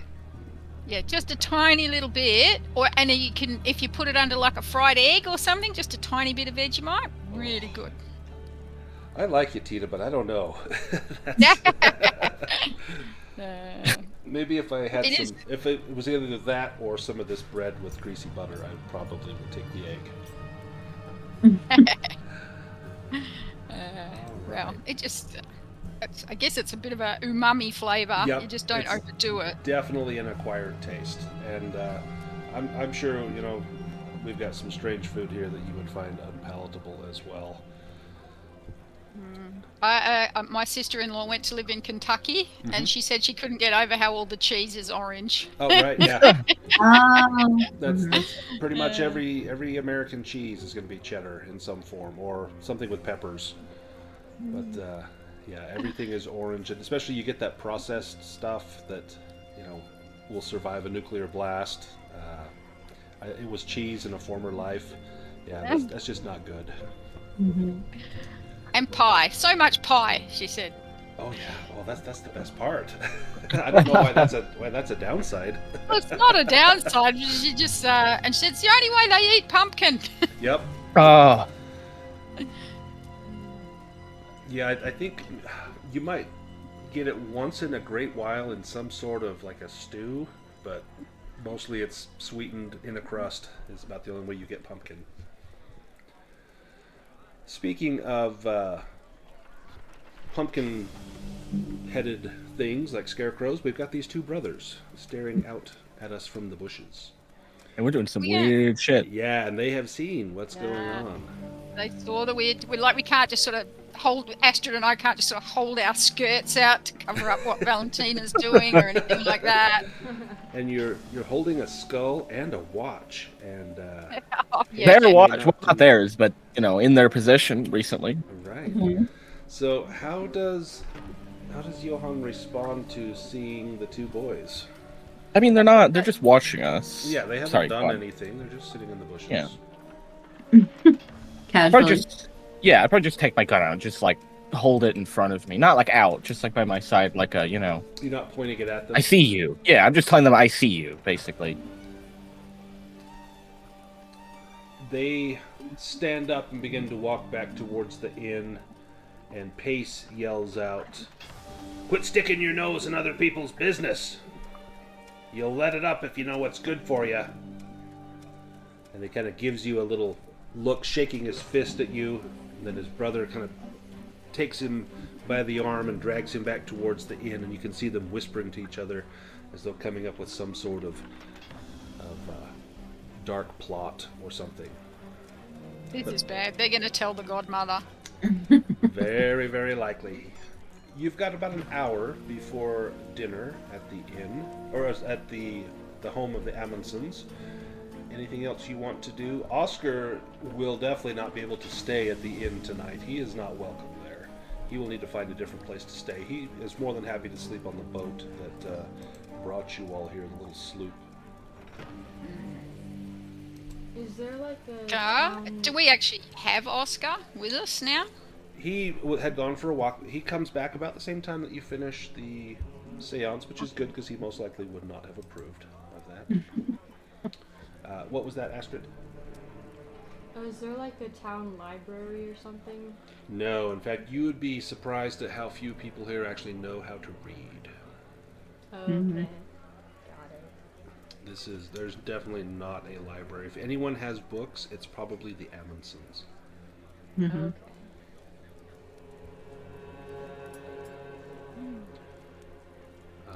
Can I ask yes. Oscar?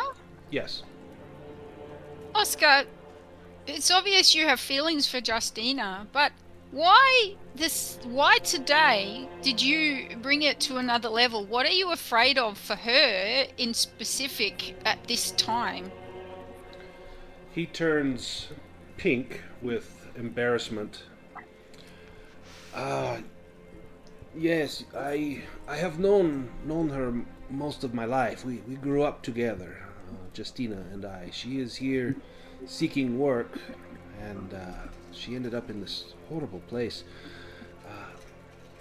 I don't think she shares my feelings for her, but tonight I just wanted her to leave. I did not want her to come with me in that way. I don't think she is safe here. If you understand something of this area, people go missing, and it's people that often don't live here. People coming in for seasonal work. Some fisherman that wants to try his luck here and doesn't know everyone else around. The vicar going missing, that is not the only one that has gone missing here. So Orvar said.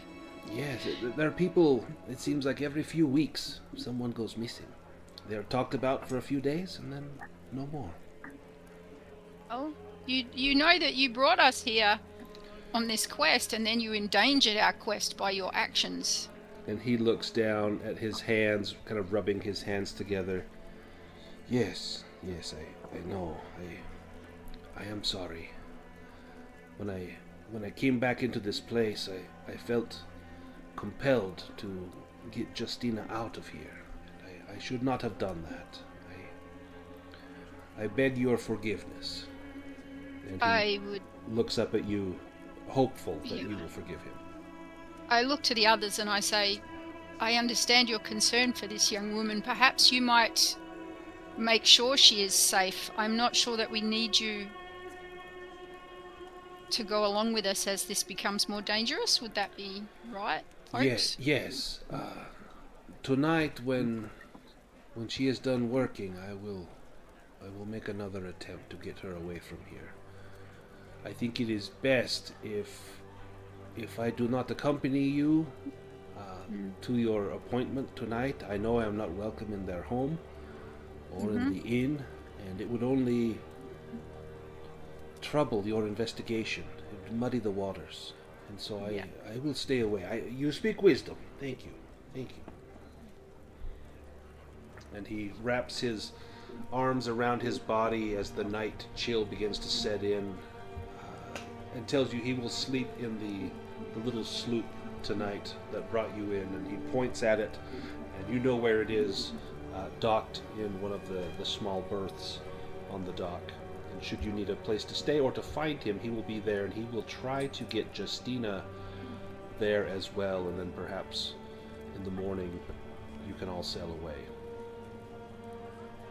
I would actually, if I can catch Justina's ear as we go back into the inn, and just say, we feel that Oscar is right in his worry for your well-being. He will wait for you outside the inn when your shift is finished, and he promises he will care for you. She looks at you, and you see tears welling in her eyes, and she wipes them away with her hand and nods, and you can see the gratitude on her face, that everything that has happened today has made her fearful, and you sense that this has been building with her for some time.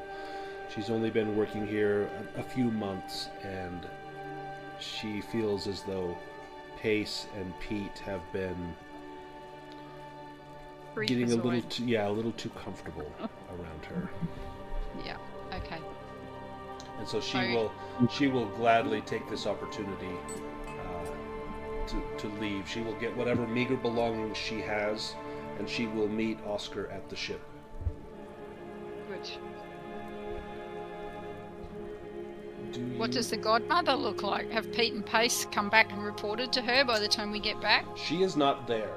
When you get back in there, the godmother is not there, and neither is Peace or Pate. It is, Pete or Pace. It is likely that they have gone to the house to get ready for your dinner appointment. Dinner, that's right. Oh boy. Oh boy. Is there anything you would like to do before going to that dinner appointment? Oh man. Can we... I think Valentina is interested in... There was mention of an army of crabs earlier. Yes.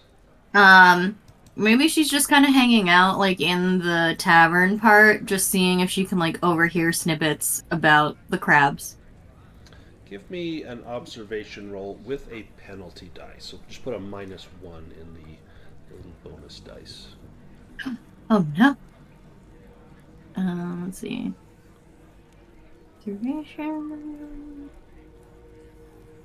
You said put a -1 in the bonus dice? Yes, please. Cool.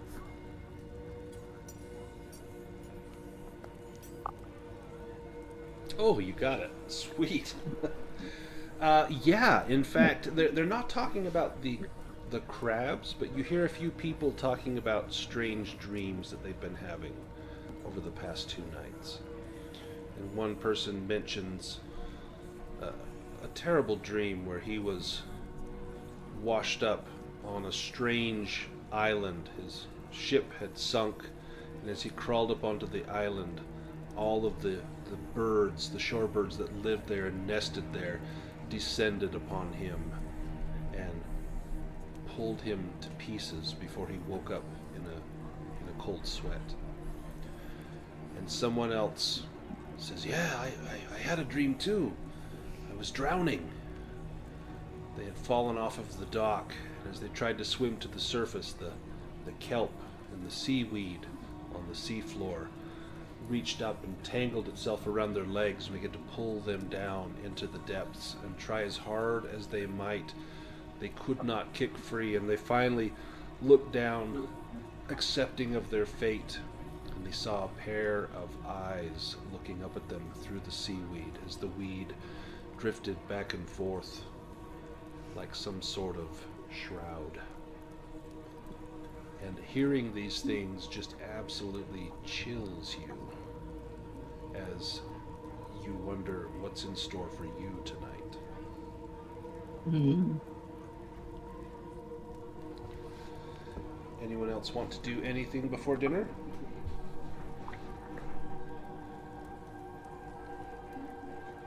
I do, but at the risk of doing more talking. What would you like to do? I would like to go up somewhere where it's private. I want to speak. I want to sit down with a piece of paper and a pen. I think this might be my only chance to do some your automatic spirit writing. Ooh. I'm going to speak to the voice that I first heard in the shell when I was young, which began me on this journey, and I'm going to say, it's the same one that comes through my hand when I write horror, and I'm going to say to my hand, to the voice, just as in my novels, when the heroine finds the key to defeat the evil, I want to write now of what we can do to defeat this evil, and I start to write. As you begin to write, your hand just scrawls across the paper. There's a gentle motion, a repetitive swaying back and forth as you draw your hand from left to right, moving it down across the paper. You're focusing your thoughts elsewhere and just letting your hand take hold of whatever feelings and actions that might come to you on an unconscious level. And you recall the feel of that shell next to your ear, and as you begin to direct your focus on that, you can feel your hand changing pace. No longer is it that gentle swaying motion, but it is a rapid up and down as though words are forming. Let me have you give me the roll for that. That is An inspiration roll. Yes. And give yourself a bonus die on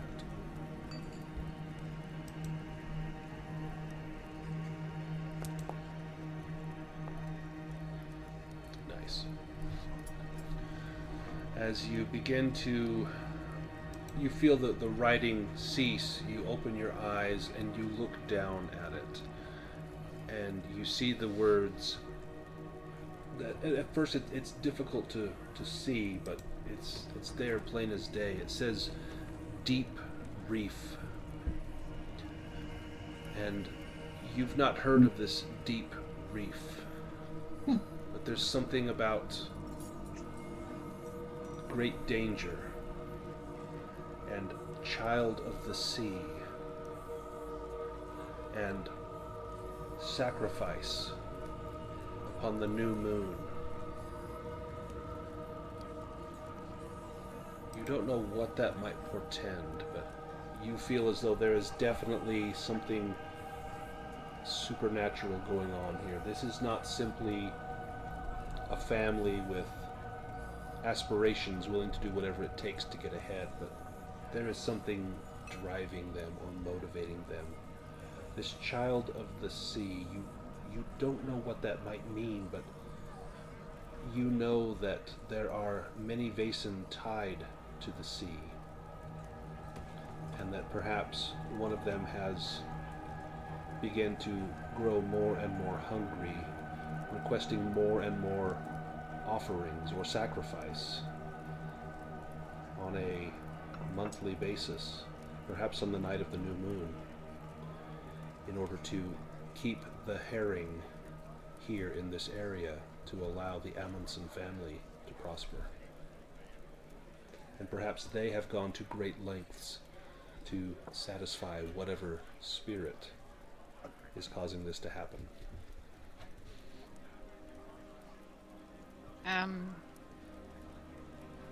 So I impart that to the others as we're walking towards the dinner.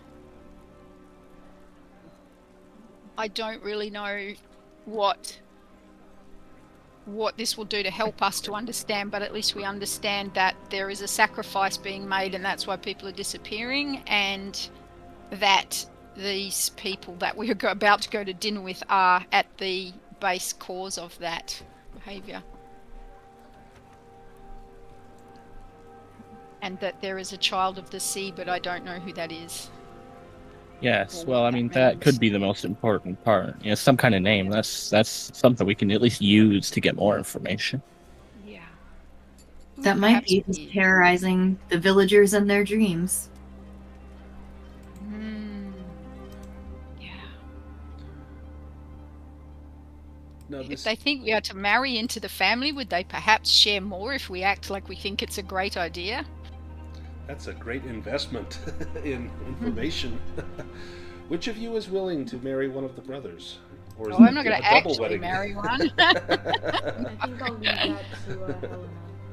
They can mysteriously die before the wedding. Yeah, I think that's the way to go. I'm going to kill them anyway. At some point. No, yes. We say this like walking up to their house. Right. Eating pace or like listening from the bushes. The Amundsen residence is a beautiful two-story building made of wood. There are no coarse sailors allowed in here. The room looks as though, or the building looks as though this is one of the finest buildings for hundreds of miles. That vast wealth has been poured into this building. You are led in by the housemaid. Her name is Lura, and she bows. She doesn't speak much at all. She looks at you, and she has a look of great duty on her face, as though she is doing great work, great things here for the Amundsen family. You are led into a drawing room where you are greeted by the Herring Baron himself, Zacharias Amundsen. Yes, I'm very pleased that you have come. I am the Archipelago.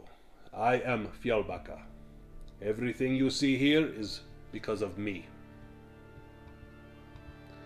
Has Astrid ever read of a Child of the Sea Vaesen? Astrid, have you ever read of a Child of the Sea Vaesen? Can I make like a learning roll? Yeah, for give me a that? learning roll for that. Can I use my advantage on that? If you want to use that advantage now, you may. I will. Because she might know just based on the library back in the castle.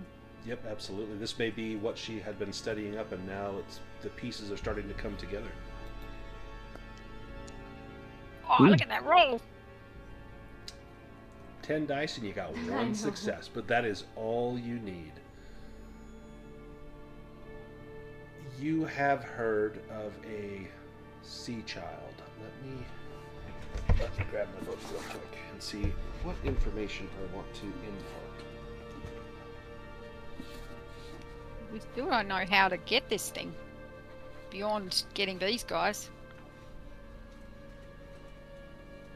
Mm-hmm. A sea child.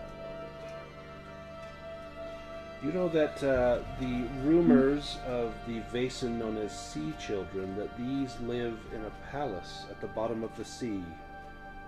That these are humans that have been taken as youths and raised by a mermaid. The sea children are often a mix of human and Vaesen. From time to time, a fisherman might catch a sea child in his net and raise it as his own. Sea children never stop longing for the sea, often growing up to become excellent swimmers and fishermen. Do I know any information about like how to, I guess, calm them down so they don't, they're not like aggressive or something? With only one success, no. But if you want to push that roll, you can. I will push. Oh, good. Oh, nice. Let me get back to that page I was just at, because yes, you do know some information. So you know that mermaids and sea children dread metal. That those under her spell can regain control of themselves if their bare skin touches steel. The mermaid will leave a vessel alone if the seafarers throw offerings into the water. And that these offerings are often of great value or of flesh. And you suspect that perhaps the Amundsen family may be feeding this mermaid in exchange for the silver of the sea. And you see this man, Zacharias Amundsen. He looks like an attractive, muscular man in his 40s, dressed in expensive clothing. His thick, dark hair is beautifully styled with pomade, and his wide mustache is waxed to perfection. His eyes are dark, with very little white showing, which gives him a very intimidating look. Astrid, give me an observation roll. Because you rolled so well on your learning, give yourself a bonus die.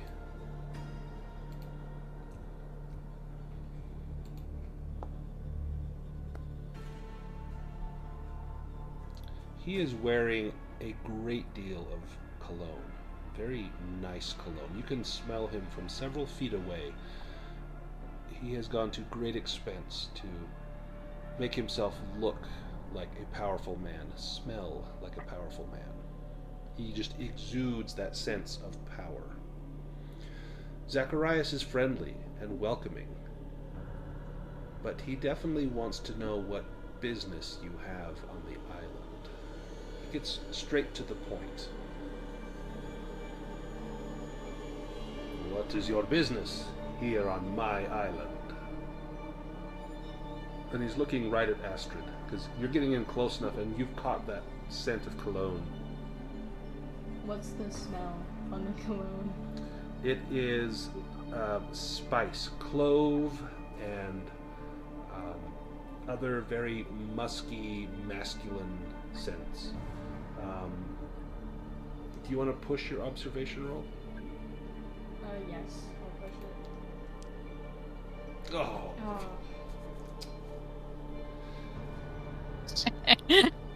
You, that smell is mad. Behind that clove scent, there's something else, and it's Fish, perhaps? it's brine. Oh. A briny Ooh. smell. Got to get some metal on him. As he is speaking with you, Pace and 1920s Old Spice. Got that little touch of herring in there. As he's speaking with you, Pace and Pete come out, and they are wearing tuxedos. They look like they are dressed for a wedding. Oh no. Oh They've boy. got a little bouquet of flowers in their hands. Their hair is nicely greased back, nice and shiny. They've even picked some of the fish scales out of their teeth from whatever they had for lunch. Just some of it? Just some, not all of it. There's still an air of mystique about them. But they have definitely cleaned themselves up. And the godmother comes in. Come, take your seats. And she comes in and she leads both Valentina and Astrid to seats right next to Pete and Pace. Oh no. It's Helena and Astrid. Or Helena and Astrid. Yes, Helena. yes. Not Valentina was adamant. She said no. Yes. Unless Valentina wants in on the action too. Super good. Can I take Pete's arm and allow him to lead me to the dining table and attempt to get a ring that I'm wearing to touch his hand or something, just accidentally? Give me a manipulation roll with a bonus die. I love that. Hope I don't kick something off though. I kind of hope you do. These guys are the worst. Oh, as you take his arm, he gives a huge grin. It's Cheshire cat grin, and he quickly puts his arm around you and pulls you in close. And you can smell the odor from his armpit. This man has not cleaned that pit in weeks at least, and the stench of sweat and masculine odor is just overwhelming. You almost turn your head. You're wondering why he can't just have a little bit of Zacharias' perfume. But you do manage to brush that ring against his skin. And he looks at you and he looks down. Oh. And he reaches into his pocket and he pulls out a little gold ring. Oh my god, okay. Asks for your left hand. Eager to So put we this upon must your place finger. the bands. We must place the bands before we actually exchange rings. Oh. And he looks at his mother, and she just shrugs her shoulders. Tomorrow. And he tucks the ring back into a little pouch near his cummerbund, little pocket, and as he goes, he does not pull out your chair. He just sits down and just waits for you to sit down next to him. Absolutely a I'm not gentleman. expecting it. I'm not. I'm just glad I got away with that. So he is not a child of the sea. He but was not bothered by that metal Zach, at all. he doesn't smell like brine, sadly. No. He smells, Okay. just not like brine. Yeah. What about Astrid? You've got Pace kind of sidling up to you, and he actually breathes into his hand and then smells the air, kind of shakes his head like, close enough, and then he leans in close and tries to kiss you on the cheek. Do you recoil or do you allow it, Astrid? I'm so sorry. I have a terrible skin condition. I have a cold sore. Yeah, it's actually super contagious. Give me a manipulation roll with one penalty die.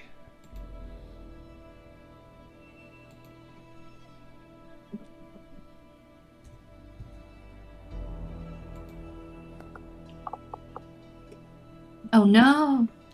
You want to push that? Oh, there we go. Oh. Make sure you give yourself a condition for that. He stops and looks at your face and kind of nods his head, and he's pointing at something on, maybe a spot on your face, thinking maybe that's the herpes or whatever is there. And then he takes your hand and he goes to kiss your hand, and as he gets close, he just licks the back of your hand, Oh What? God. and then leads Oh. you over to your chair. And he actually pulls your chair out, but he doesn't push it back in. He just pulls it out so you can sit down, and then he sits. And you have to kind of sidle your chair in. No one is even paying any attention to Johan or Torin. Zacharias, he goes and claps his arms around the two of you. Come, while they speak of nuptials, let us have a drink. And he leads you into a small library where he's got some decanters of alcohol. Do you leave the girls? I kind of don't think we should. I really don't think we should, but you guys could get a lot of useful information. And this guy is curious. I think they can handle themselves. We wouldn't want to be rude. Well, so Torin's going to go with him. Johan, are you going to go with him, or are you going to stay with the girls? I think we can handle ourselves. Yeah. They know us well enough to know. Oh yeah, and you're They just in wouldn't the hurt next your room. fiancés. Absolutely. Now, of course, we've got Valentina's kind of the third wheel here, but they don't seem to mind. You're almost like a spare in case something doesn't work out. You're the backup, and they'll easily welcome you into the family as well. Valentina under the table, her dagger is just like out and ready. Nice. In case someone She tries just- to grab your knee, you'll just stick your knife through their hand. Yup. Nice, nice.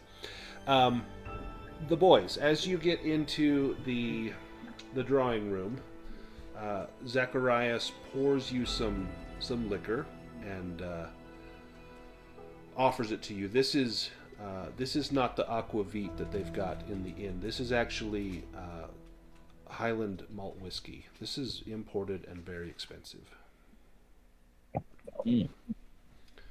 And he raises his glass and says, "To the sea." And then he takes a sip. Okay, I would, raise one to the sea, take a sip, and I'd say, whoa, this is fine stuff. It reminds me of when I was in the Navy. Ah, in the Navy, you have traversed the great oceans in your time. You are a good man. What of you? And he looks at Torin. What is your claim to the ocean? I too find the ocean to be quite beautiful. I am always been fascinated by nature, and I will follow up that toast. Yeah. Gentlemen, we have business to discuss. You have brought brides for my brothers. What is your price?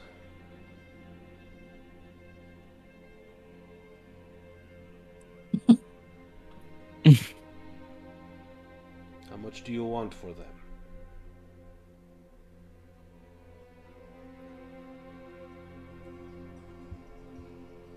Do you say anything? I have no idea. I mean, Like, how much do you want? yeah, what are we looking for? Like a money, information? Gee. I don't know.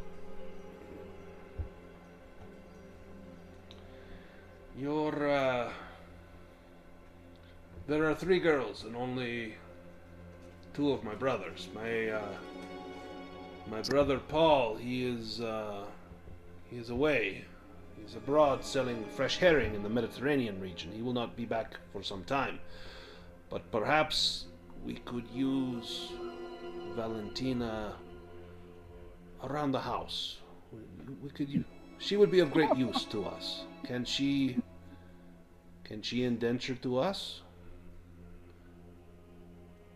And in doing so, I will give you great wealth, great money, whatever you desire.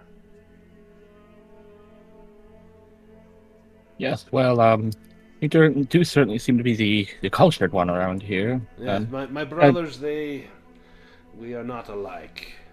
And you get the sense that he does not look like Pete and Pace. In fact, give me an observation roll. Both of us? Yes, both of you. Thank you. Oh, damn. Ooh. Do either of you want to push that? Damn. I'll push it also.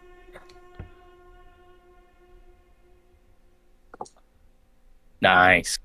There we go. Torin, you notice not only does he not look like Pete and Pace, he looks nothing like his mother.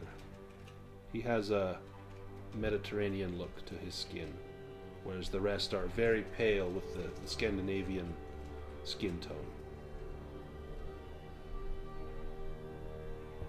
If he is Abella's son, biological son, you would be shocked. With my observation roll, does he have any rings or like a pocket watch or any sort of jewelry like that on him? No. In fact, you notice that he carries no money. He has no rings, no jewelry, no gold chain, nothing. Even his shoes, you notice, are a little different from normal shoes. Normally you would nail the soles into the shoes, but these look to be stitched in there, not nailed on. Great question. So it is agreed. Valentina will work for us here at the house. and the others will marry my brothers, become part of the family, and you, gentlemen, will become rich beyond your wildest imaginations. Yes, does seem like a generous deal. The Navy wasn't very generous to retirees. No, I can offer you everything. I offer him a handshake, and then if I have a ring on my other finger, perhaps pat him on the back and try and maybe touch his neck or something. Ooh. Give me a Take manipulation it off. roll. Yeah.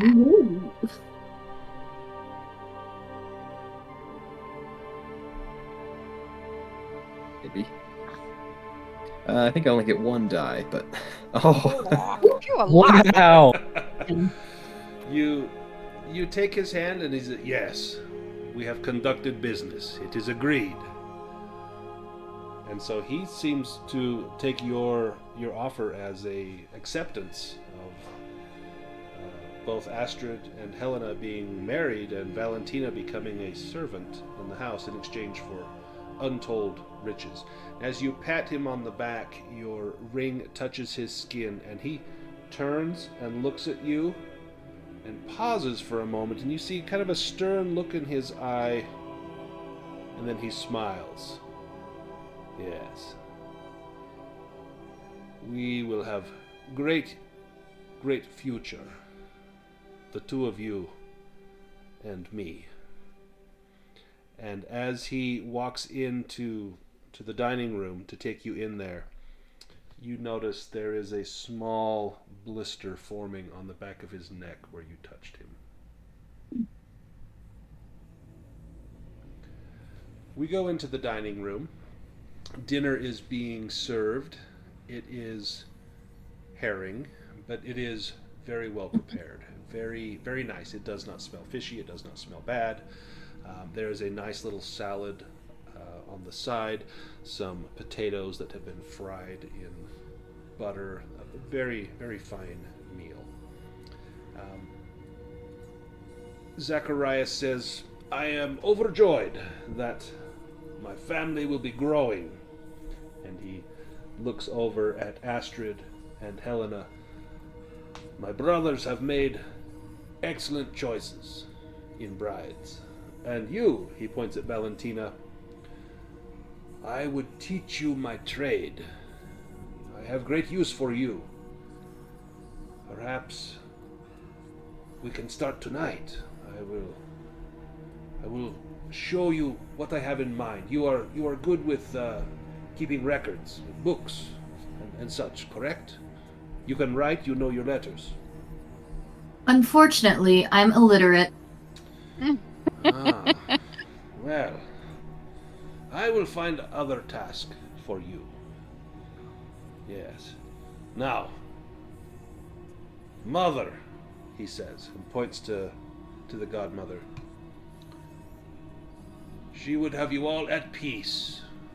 We are sorry for the disturbance today.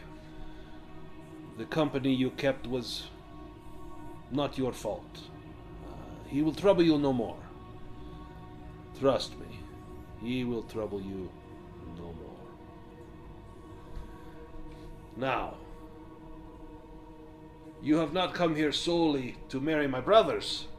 And he smiles. Why else are you here? So let me just ask, when he got touched with the ring, he was trying to make out that it didn't bother him, so we know that it bothered him because he's got a blister on his neck, or the guys do, but he's still trying to cover up, so he doesn't necessarily know that we know who he is, Yes. right? Yep. Okay.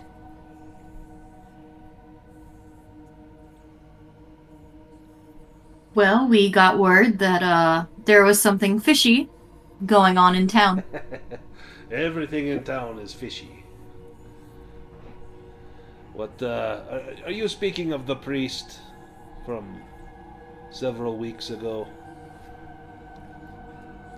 I thought it might have been. Look, I cannot help you. I do not know the man. My brothers, they said he caused trouble. But it is no more trouble. He left the inn, he was asked to leave, he left, he was gone. He did not come back, and then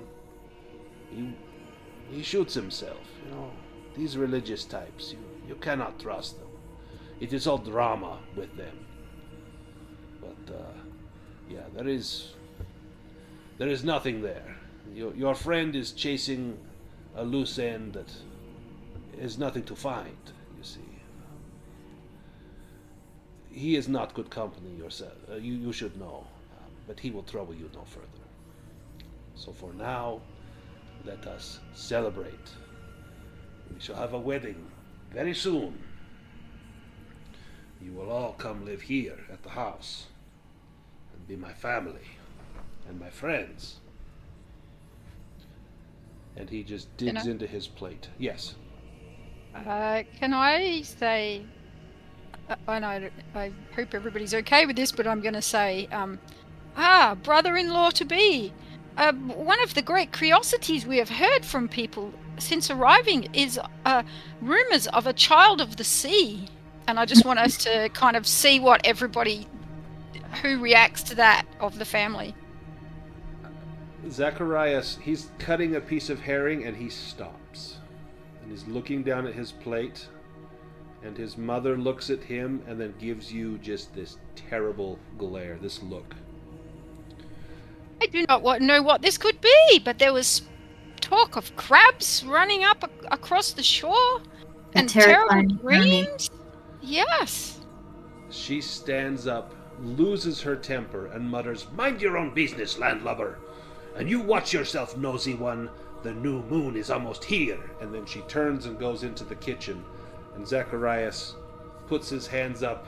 "I am sorry. Excuse my mother. She is long in the tooth. I am very sorry for her disturbance." And Helena, give me a learning roll. Also, we would like to know if the brothers react as well. The brothers, they just continue to look fondly at Helena and Astrid. I think I will push it. I do feel exhausted. This character does. Dang it! You know that Bella mentioned the new moon, and you know that if it's not tomorrow night, it's the next night. You know it's coming soon, and you know that is related to some of the disturbances that you've heard, that around the time of the new moon is when people have gone missing. I'm just going to look apologetically at others, like, "I'm sorry, I made Mama mad," but we had to start somewhere, so... She will get over it. Don't you worry. I am and the the family. two brothers? The brothers look confused, or they don't, or they know? They don't even... They're not fazed by it. They're just looking, almost staring uncomfortably at, like, the cheeks of Astrid and Helena, just looking like, totally out of the conversation. They're so enamored and just absolutely infatuated with you, and the idea that you will be their brides very soon is just exciting to them, and they don't even pay attention to what you're saying. So the two people know, but not necessarily the brothers. They're just the ones they point at stuff. Excellent conclusion. Okay. I'm going to excuse myself, maybe saying I have to use the restroom or something, and I want to snoop around the house. Mm-hmm. Give me a stealth roll.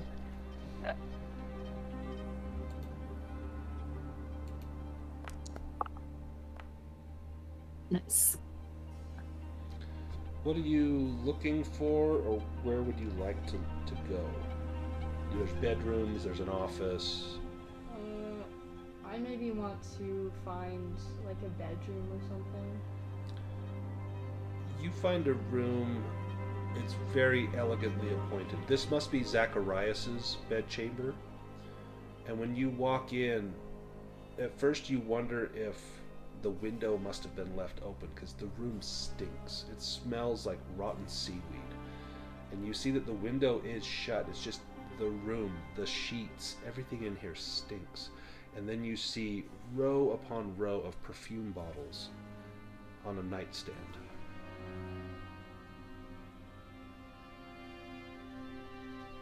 If I like go through like drawers or something of like a desk or like a dresser or something. Yeah, give me a learning roll.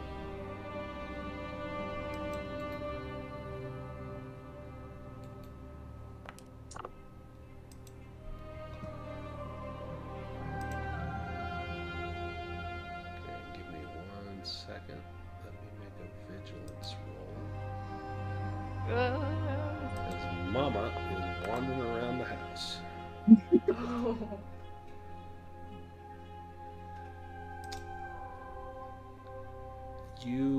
You find an office, and in looking through the office,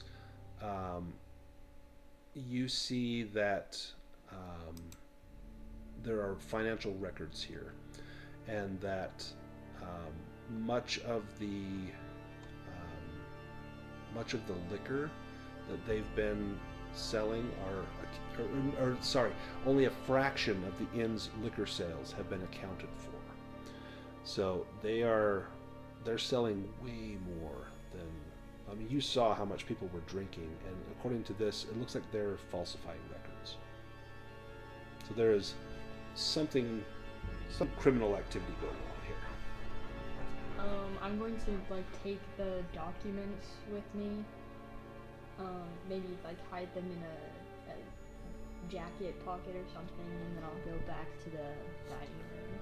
As you are stuffing those into a jacket pocket, you hear the floorboards creak behind you. Oh, no. And you turn around, and Godmother Abella is standing there. Okay. And she cracks you over the skull Oh. with a cane. Okay. Oh no. Give me a roll here. Let me see what I want you to make. Give me oh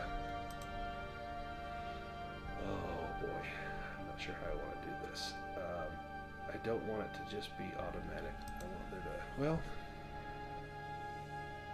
all right. Yeah, give me a roll. Give me a force roll. Okay. You need to get 2 successes. Oh gosh. Oh, okay. Yeah, everything goes black. Okay.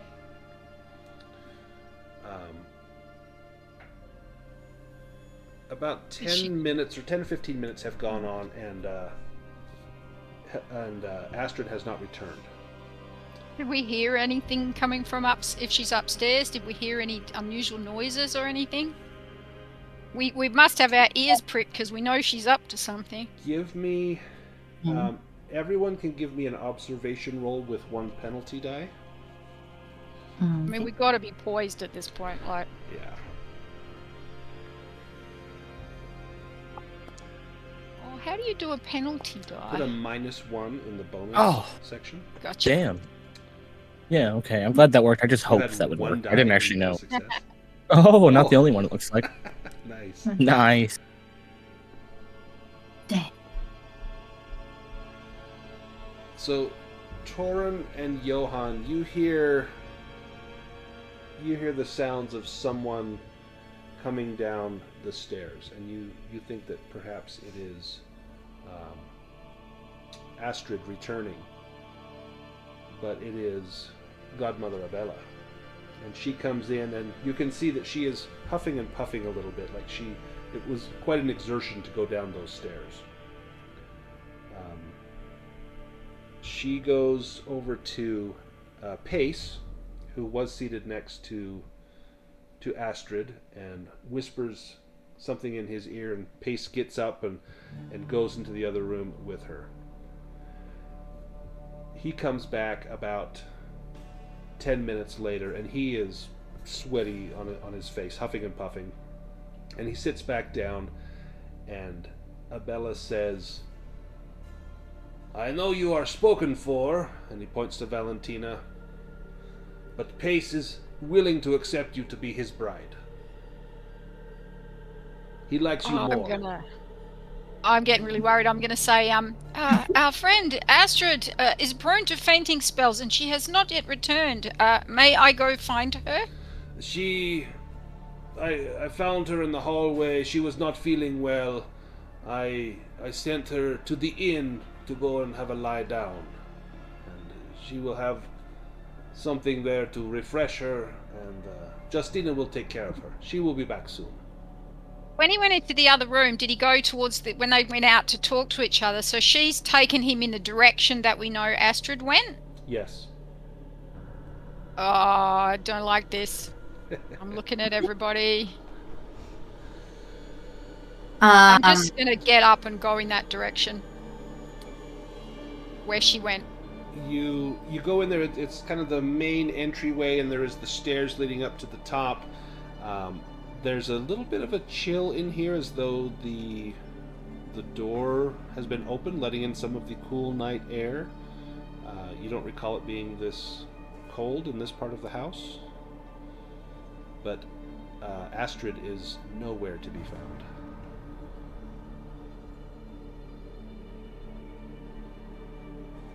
What were you going to do, Valentina? Is there a brother sitting close to me at the table, or Yeah. are both of them up? He would sidle over and sit right next to you. In fact, he would take the flowers that were set on the table that he had given to Astrid and hands them to you. Oh, God. Okay. Well, my dagger is already out. I think she takes the flowers with one hand and then just goes, "Sorry, but I can't accept this offer," and she stabs him with the dagger. Oh, Oh, I like that. let me just pull some tokens out here. That will be Here we a close combat roll. And so this was pace, I believe. Grab pace. Perfect. So give me a close combat roll. Okay. That was almost a 6. Oh. And he will grab your wrist as his reaction. This is like his parry. Oh. Oh my. He grabs your wrist and says, "Ah, a girl with fight," and squeezes your hand until the knife falls out. And he sets the knife on the table and says, "You will come to love me after some time. I am good man."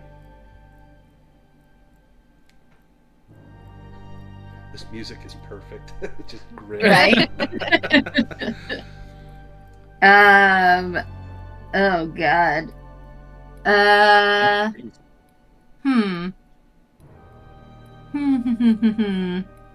Godmother Abela comes in. "Dinner is over. Time to go." Which one had the gun? That was the other brother. That was Pace. Right. Yeah. That was my bridegroom. Yep. Right. Yes. Pace stands up and goes to kiss Helena on the hand, and Pete does, and Pace goes to kiss Valentina on the hand. You can both recoil if you want. They won't push the matter. They're content enough to know that within a few days' time you will be theirs.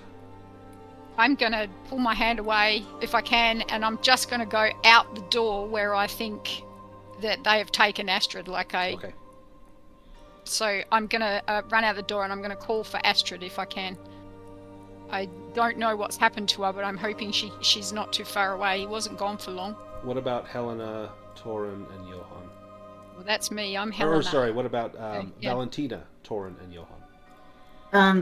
Valentina, is there a window close by? There is. Going out the window. No. Valentina looks out the window and just goes, "Oh, look, a child of the sea," to try to distract them, because I do have that manipulation bonus. Oh, So. yeah. Go ahead and give me that roll. This is a perfect Yes. time. Excellent.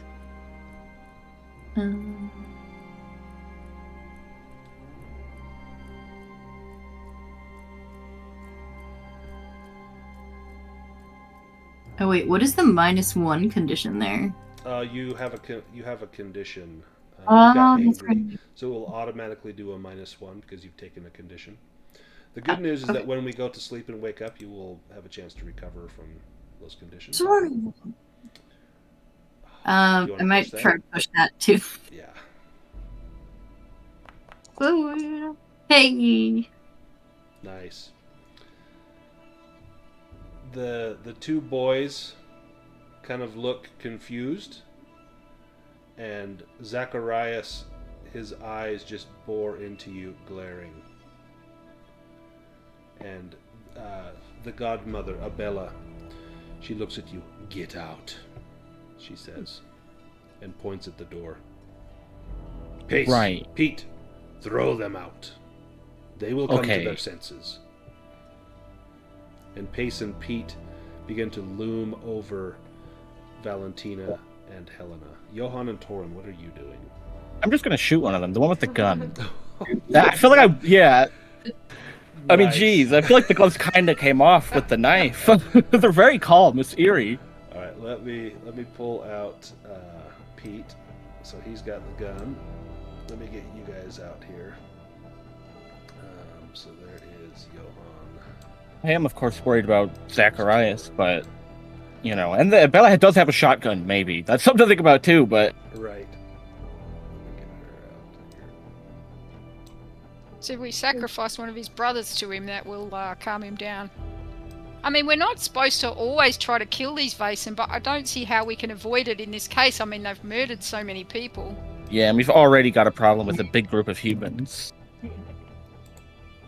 Sorry. All right. If you want to go to the combat screen, you can draw initiative cards, or if you'd like, I can do that for you.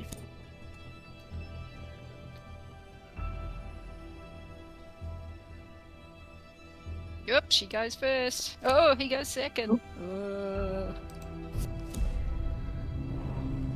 right. Godmother Abella. Let me pull hers up here.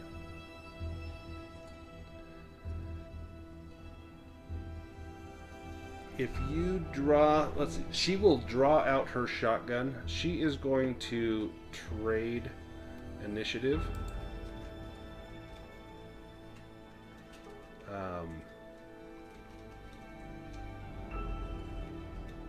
Where is it? Swap initiative with Johan.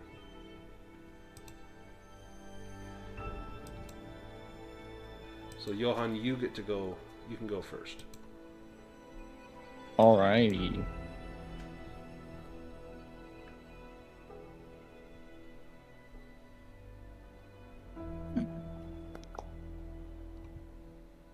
Oh, nice.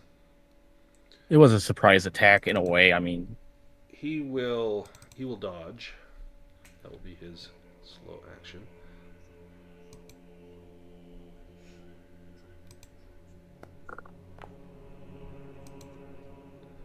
He got 1 success, so that reduces yours down to 2 successes, so that's 2 damage for him. That's a pretty significant wound on him. Zacharias will... He leaves the room. He runs through the room, and you can hear a succession of doors opening and closing as he bolts. I'm just going to move him kind of to the side. Handy. Godmother Abella, she lowers her shotgun at Johan. reasonable choice.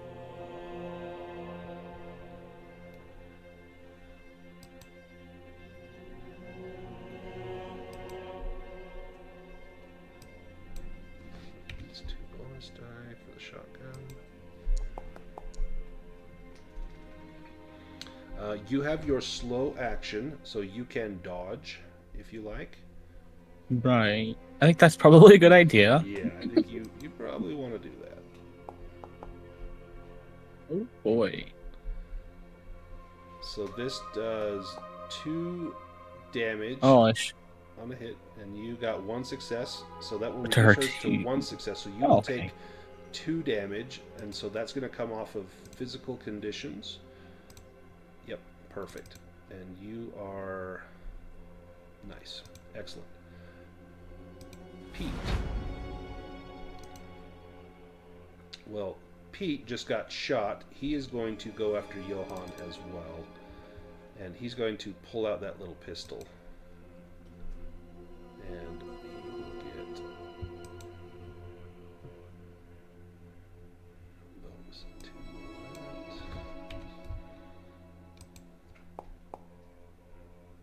Oh. Oh. And you have used your slow, or your fast action. So you're going to take some more. That's going to leave you broken. So Johan, you will be physically broken. So you'll take your remaining physical conditions. As broken, that means you are essentially dying. You need first aid within the next 1 hour, or you will die. You basically hit the ground. You're unable to do much other than just kind of squirm and crawl. Torin, your turn. Oh, I guess I'll level my rifle and take a shot at the godmother here. The old lady, the defenseless old woman. Of course, I say defenseless. She's I got a think shotgun. she's the most dangerous one, yeah. Fun.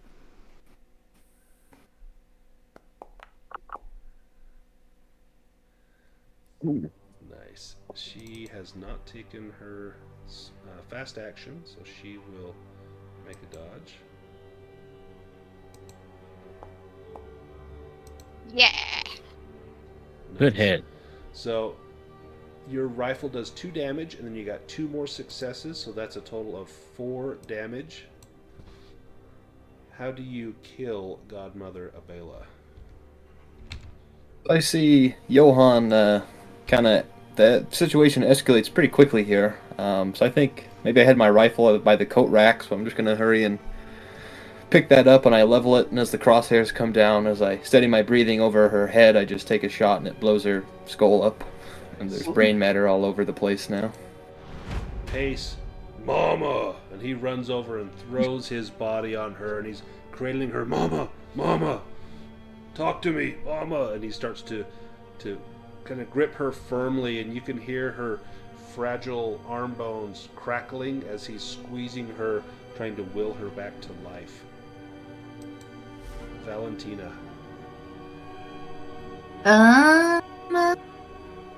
Let's see.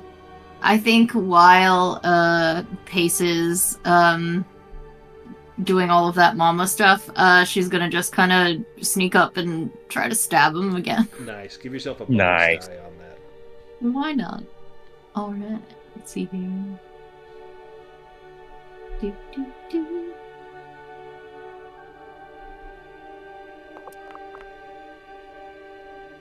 Dang. You want to push that? Yeah. Nice. There we go. So that will deal 2 damage to Pace, which he can only take 1 more. Helena. So I said before we started initiative that I ran outside calling for Astrid. Yep. So I'm outside, so I'm looking desperately for Astrid, calling out for her. I don't know what's happened to her, but I want to find her as soon as I can. Have I regained consciousness at this point? Yeah, I'll get to you shortly, Okay. Astrid. So give me just a moment. He didn't go not far. Dead, Astrid. I'm hoping he's just dragged her outside or something. So you call out, and there is no sounds other than you hear the swaying of timbers and rigging from some of the ships that are tied up to the dock off in the distance, and just the lapping, repetitive sound of the ocean. But your voice just echoes through the night air. You can see the dark sky, clearly evident that the new moon is nigh, either tonight or tomorrow, but there is no response. All right. Yeah, I'm gonna run to the other side of the building and start that way. Okay. So that's my action. Valentina, what do you do? Oh, it's me again? Yep. Oh. Yeah, you redraw initiative cards each round. This is nice. So Valentina, Johan, and then Helena. You guys might be able to finish off Pete and Pace. Yeah. She's right there. She's just gonna stab him again. Nice. Get him. We're going to make an attempt. Oh, Hey. All right. He will try to dodge that.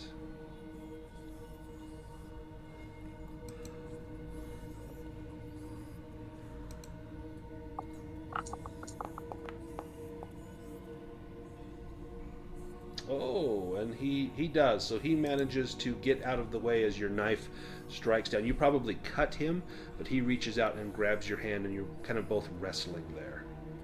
Ugh. Johan, you are broken. Yeah. There's not a whole lot you can do. You're maybe squirming on the ground. You can see what's going on. You can probably call out, but you're essentially prone and unable to move. In fact, you're All really good at holding medicine, the- so if we can get these guys taken care of, I can probably heal him. Okay. Helena, you run around the back of the house calling again for Astrid, and you see a few people looking out of windows, and they're looking at you kind of curiously, but there's a frightened look on their eyes. And you see them then close the curtains, not wanting to have anything to do with whatever drama is going on in your life. Clearly the people in this town have seen a lot of heartache and drama, and it's almost like they know what is about to happen. Zacharias, he is out of the scene. You're not sure what he is doing. Pace, let's see, is it Pace? There we go. So Valentina is trying to stab Pace. He is going to try and lay you out with a punch. Nice. Yay! oh, damn. Nice. And you've got like rage, righteous indignation on your side, and you easily manage to push this bumbling oaf's hands away as he is trying to lay hands on you. Torin, your turn. Alright, I'm gonna chamber another shot and go after Pete. Okay. Good call. Yeah. Ooh. Oh, Dang. I'll push that. Yeah. Oh, look at all those Hey. dice. Oh, Oh my goodness. Wow, 20 dice, not 1 6. that is messed up.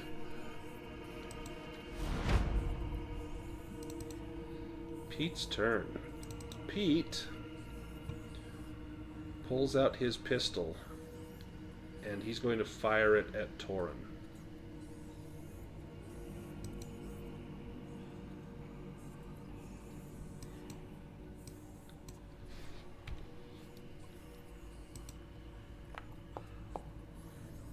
Oh. You can do an agility roll. You just need to get one success in order to dodge that, Torin.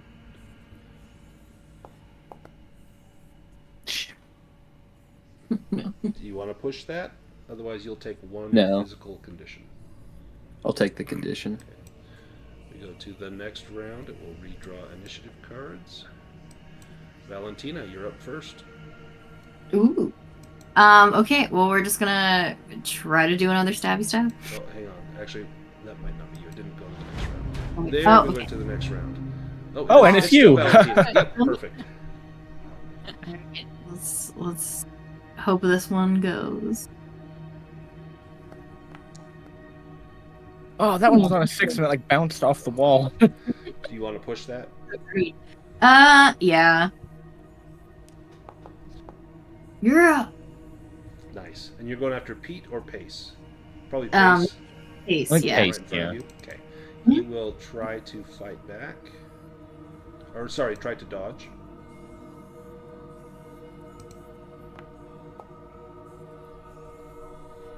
Oh, and he manages to push your knife blade aside. You're cutting him. You're cutting his hands, and he's using his tough hands to force the knife blade to the side. Pete will fire his pistol again at Torin.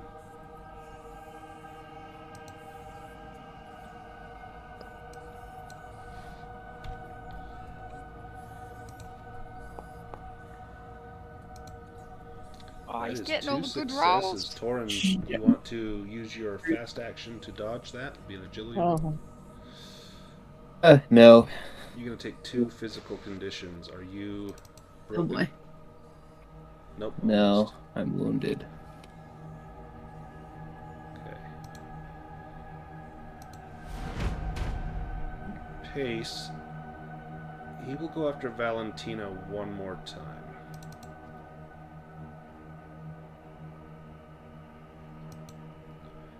Now he reaches out and he's trying to choke you. Yay! And he is not able to get a hold. Torin, your turn. I'll try and hit him again. I'll use my bonus this time.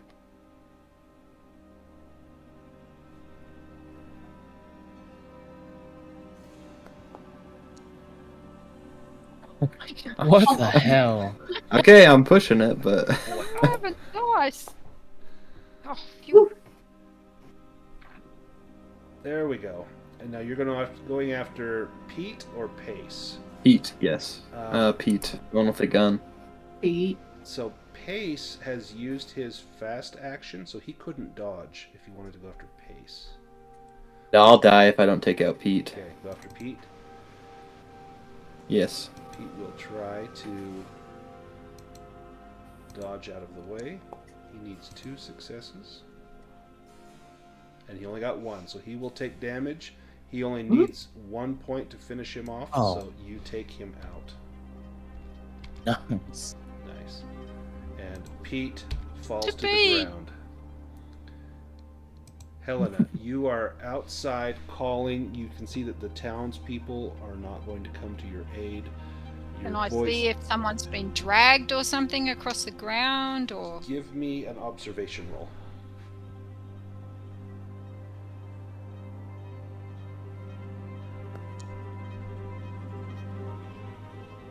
One success. Yes, you can see that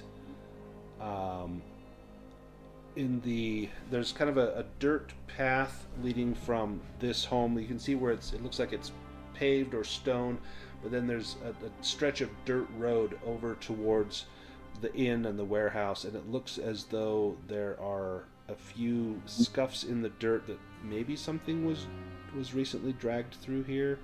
You can't tell how old it might be, but it looks as though this could possibly have been, someone's heels being dragged through here. I'm gonna just shout back towards the house. I don't know if anyone's gonna be here. I'm just gonna go to the warehouse. I'm gonna draw my knife and I'm gonna run towards it. Nice. Johan, you are gurgling. Yeah, I can't end my turn because I'm the last. Okay, I got it. Pace. Oof. Going after Valentina again. Yay. Eh. Get that guy. Get him. You can fight back using your close combat with your knife, or you can dodge. If you get 1 success, it will negate it. If you get 2, you can actually damage him if you fight back. Or you can use your agility. Whatever is probably your better roll at this point. Close combat is. I feel like it makes more sense that she'd just try to fight him. No. So you're going to take a physical condition, unless you want to push that. Yeah, let's push it. Yay. Okay. So you'll take now you take 2 physical conditions, 1 for pushing and then 1 for getting stabbed. And then it is your turn. All right, we're just gonna do it. We're just watching come this. on, He's got Valentina. 1 hit point. You just got to hit him. Come on. Oh, You got no, this. my dice pool. Oh, Yay! Ever Got it. shrinking pool. Okay. Can he dodge this? I'd be so mad.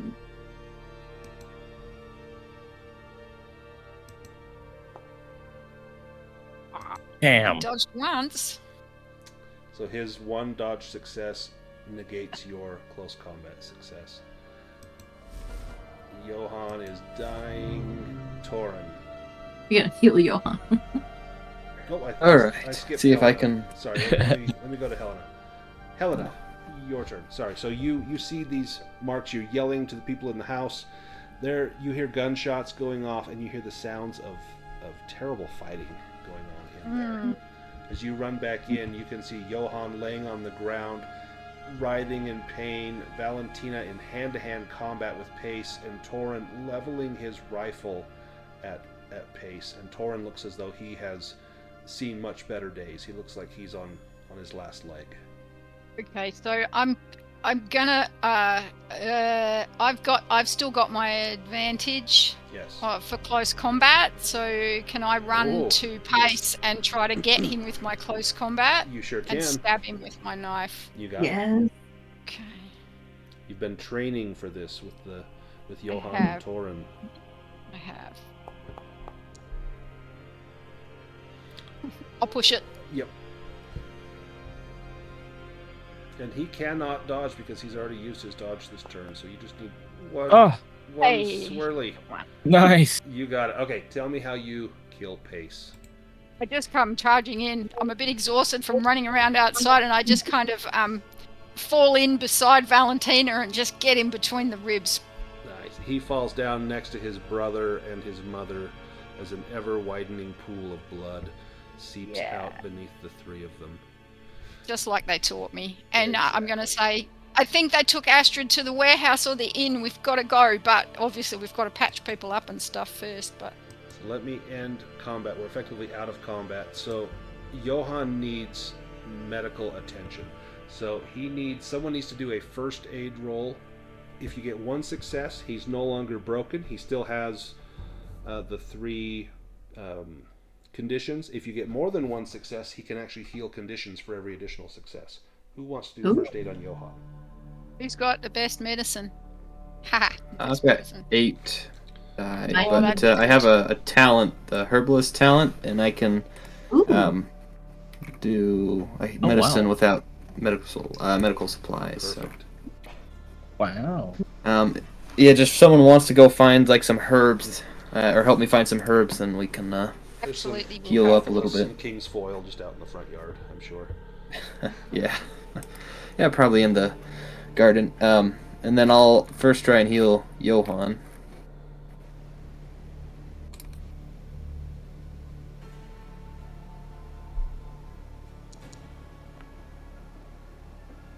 Got it. So Johan is no longer At broken. least stabilize him. Yep, so you are stabilized. Yep, so you can take the broken off. Thank you. Now, that is the only condition that you can heal right now with a medicine. We talked about how you can heal conditions using your memento. You can heal up to 2 conditions, but you need like 10-15 minutes of kind of peace. Right now, this is not a place of peace. There's dead bodies in here. Helena is talking about Astrid. We need to go to the warehouse. Do you want to take time to try and recover, or do you want to rush to the warehouse or to the inn, wherever she may be? It'd be pretty bad not knowing where Astrid is. Mm-hmm. And we don't know where Zachariah is either. Do you want to try and do that recovery, or do you want to press forward? You are like at death's Very door. badly wounded. Yeah, I've been shot with a shotgun and like a little revolver. So But Torin I mean- put some some marshmallow. he root put a on it. tourniquet on it. You feel great. Yeah. Torin is, I'm at the point where if I take one more condition, mental or physical, I'll be broken. and So. you can push yourself to being broken. So you can push the roll and break yourself and try to get a success. But that is usually bad. So. So Torin definitely needs some recovery. Johan could use, really everyone could. But it's up to you. You will waste valuable time doing that. Zacharias is somewhere to be found, and Astrid, who knows where she's at. What do you want to do? And then after we decide that, we'll get to Astrid and where she is at. I guess the fear is that Zacharias, being the obvious Zacharias. child of the sea, yeah, that's the big fear, is that he's got nefarious plans for Astrid. Which is pretty time sensitive. Yeah. But like he could just push us, we'll fall over and die. So I do a medicine Helena. roll on myself. You cannot do it on yourself. It has to be on someone else. Can anybody else have another go? It's Add him? only so that will only work if you are broken, and no one is currently broken. So Okay. the only ways to recover now, there's a couple different ways. So you can spend 10 or 15 minutes with your memento or describing a scene with another player, basically talking about the horrible things that you've been through, trying to recover from that. That takes a scene, 10, 15 minutes. You can do that once per day. You can spend the whole day to heal physical conditions that you need a safe location for a whole day, and you can use a medicine roll. You can do a whole day to heal mental conditions, and you would use an inspiration roll. And you can heal up to 3 conditions. And so right now the only way, unless you guys want to spend a whole day, the only option you would have is that scene where you describe a scene together where like the 4 of you are kind of talking about, this is horrible, but we beat these guys, we gotta go get her. It will waste a little bit of time, and time is pressing, but it may be worth it just because of how badly wounded most of you are. In fact, all of you have conditions. Yeah. What would you like to do? I've only got 2 conditions. I think I'm going to go, but I'm going to say stay and heal if you need to. Valentina, do you want to stay and heal, or are you going to go with Helena?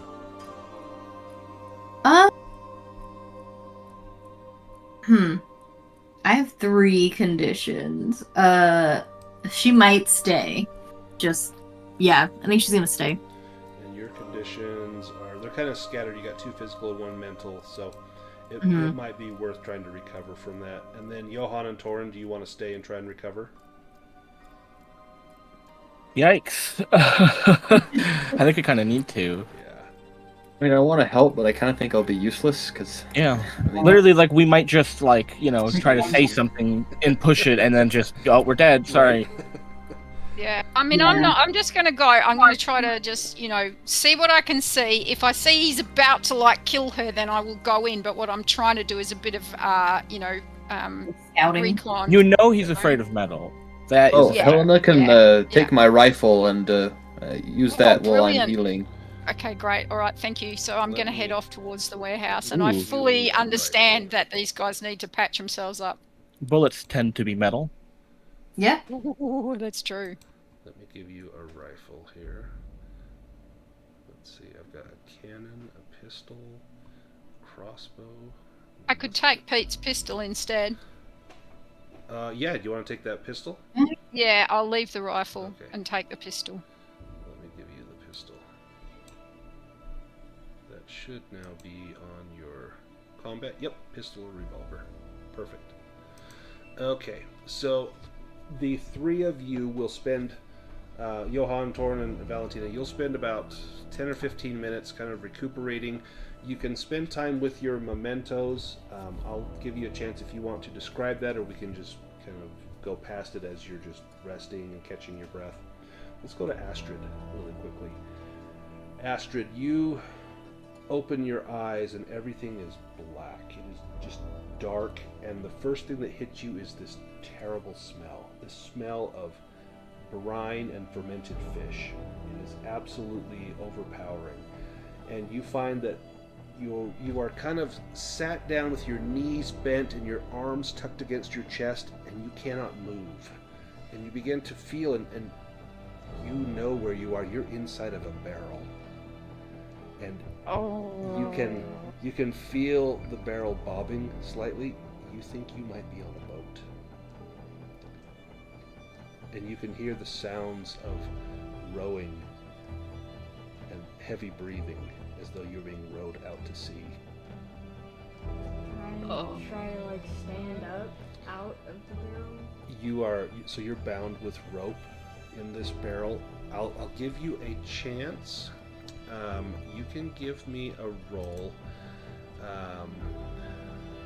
Or I could just roll myself off of the boat, but then You might just drown. sink. Yeah. Give me a roll. This is going to be a force roll, as you are just trying to force your way out of these bonds in this barrel. And you heard from the seance, you know what happened to the vicar when he was put into a barrel. try as you might, you cannot budge. You're absolutely bound. And then you notice this foul taste. There is a rag stuffed into your mouth to muffle any cries that you might make. The back of your head is just throbbing where you were cracked on the skull by the godmother. And you begin to wonder if perhaps you are not now the sacrifice, the offering for the child of the sea. Astrid, since you hastened out there, Helena, since you hastened out there to go to the warehouse or the inn, you see a lone boat being rowed out of the harbor. This boat has a small sail on it, but the sail is not up. It's being rowed out past the breakwater to where there may be some wind to push it. But you can see, that most of the fishing vessels would have already been out. There's no lights on this boat. You just see it by the little silhouette of the moon. In fact, if I take us back to this page, you see a boat passing by some of the rocks there.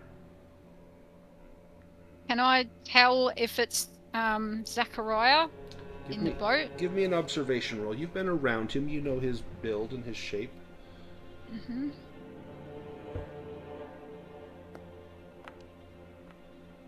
Yeah, that's him. Okay, it's Zachariah. Yep, that's him.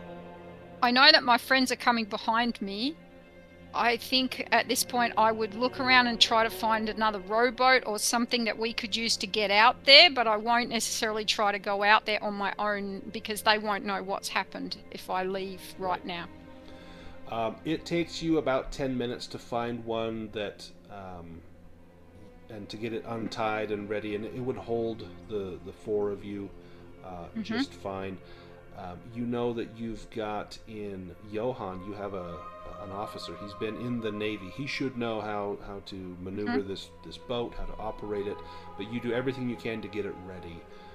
Okay, so I'm standing in the water up to my knees, my skirts are soaked with water, and I'm just standing waiting with my eyes peeled, just waiting for them so that I can call them down to the boat. That's what I'm doing.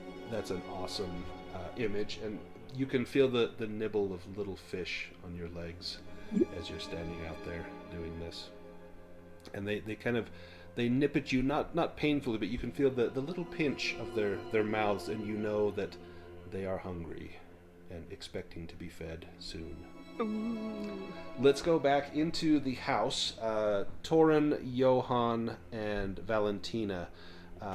Let's just do a real quick. How does Torin use his memento to try and recover 2 conditions?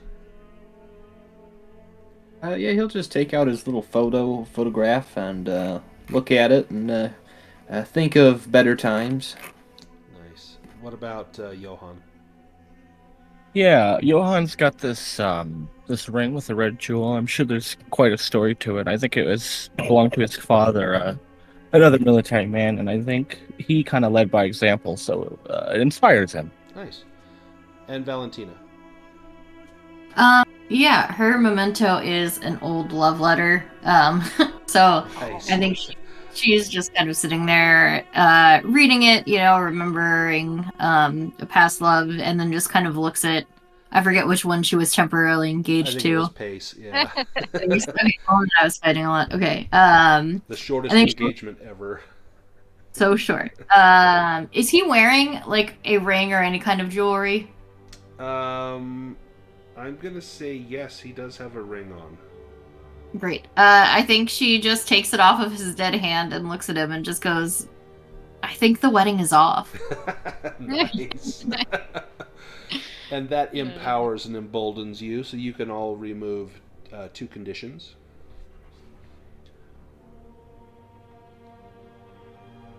And then let's get out here. We're going to have a late night chase on a slow boat. Let me pull us, or pull some tokens out here. The slowest chase scene ever. Right?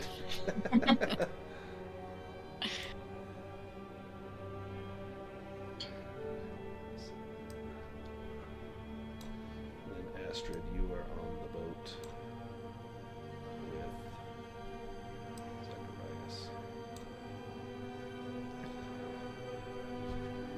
Johan, you have skill with a boat, and you get the boat out to sea and underway with all haste, as though your very existence is dependent upon you getting out to rescue Astrid.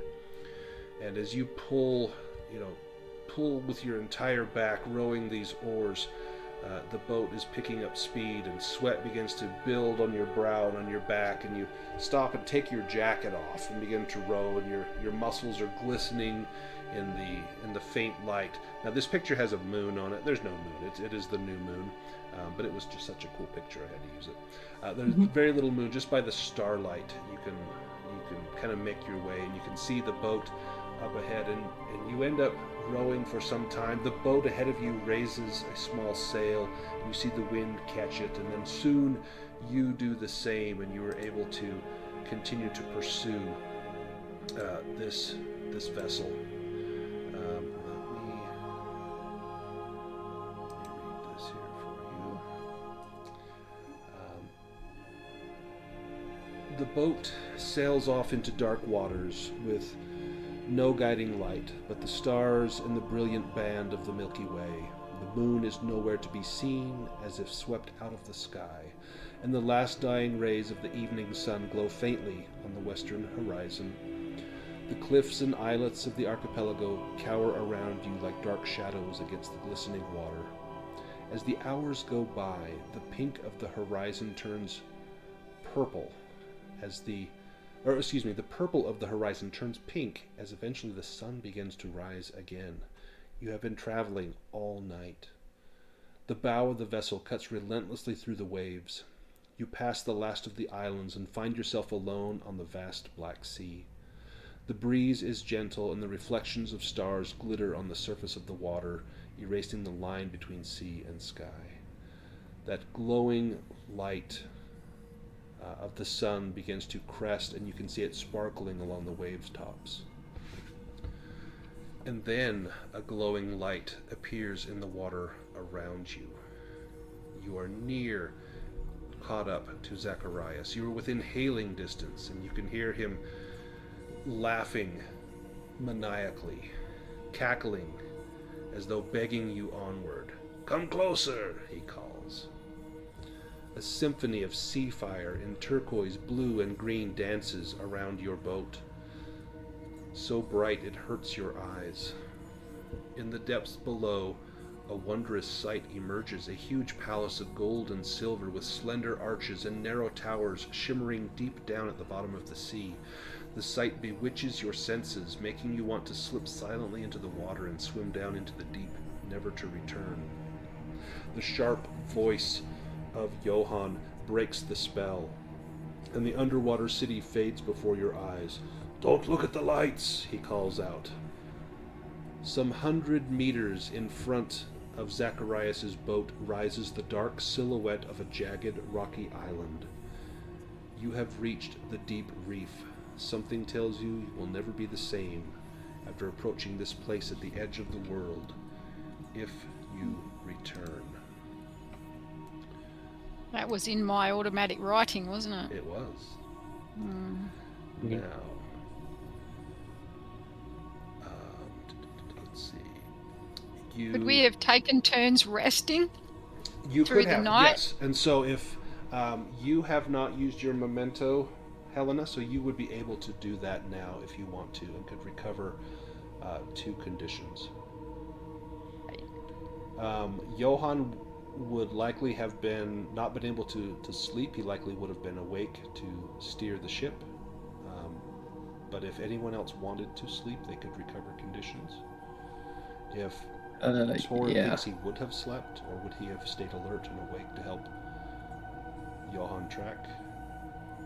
He probably would have slept, but if he had needed, he could have called for him.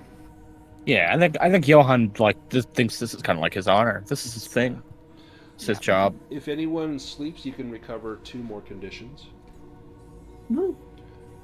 You see Zacharias throwing an anchor near the ground by the deep reef, and then he disembarks, pulling the barrel into the water and carrying the barrel and Astrid ashore. As you get close, you notice that the rock is not actually granite like the rest of the archipelago, but some type of stone that you have never seen before. Zacharias walks to the outer shore of the deep reef. He sits down, removing his shoes, and splashes the water with his feet, unbothered by the wetness. Suddenly there is a ripple in the water near your boat as you get near his. There is a splash, and then another. Ooh. A creature emerges from the waves, a woman with long flowing hair and a fishtail instead of legs. Unspeakably beautiful, yet horrible and terrifying. She slides up on the shore 10 meters from Zacharias, smiling enigmatically at her son. Upon seeing the mermaid, all of you need to make a fear test. You will roll either logic or empathy. You need to get at least one success. I'm still in the barrel. You are so still in the do I barrel, so have you to- don't see Okay. this. But you can hear Zacharias telling you, "Not long now. It's best if you don't fight. The drowning is easy. The being eaten is the hard part." Now you can make a fear test, empathy or logic. Okay, thanks. So Torin, do you want to push that? No, I think I'm going to take a condition, aren't I? Yeah, yep. Well, no, so you don't take a condition if you're afraid, but you will actually be terrified, and you can either, it's kind of narrative. You could run and panic, you could scream. I will just give you a penalty on your dice for the next couple of rounds. And if he pushes it, he'll get a mental condition rather than will. a physical condition. Yes, yep. What would you want to do? Do you want to push that, or do you want to be afraid? Well, if I push it, I'm back to being broken with one mental condition, but... Oh. I was thinking you had more physical. Okay. And I mean, I'd only get... Well, actually, if I push it and I take hopeless, then I get no dice to roll with, because I only get one dice to begin with. Definitely don't then. So you begin to cry out in horror at seeing this. Now, for Johan, is this the first time you've seen something like this in all your time at sea?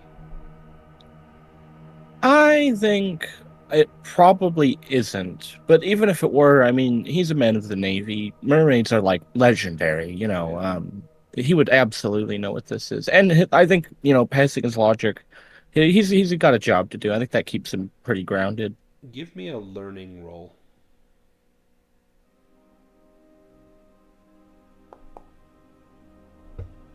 Oh. Yay.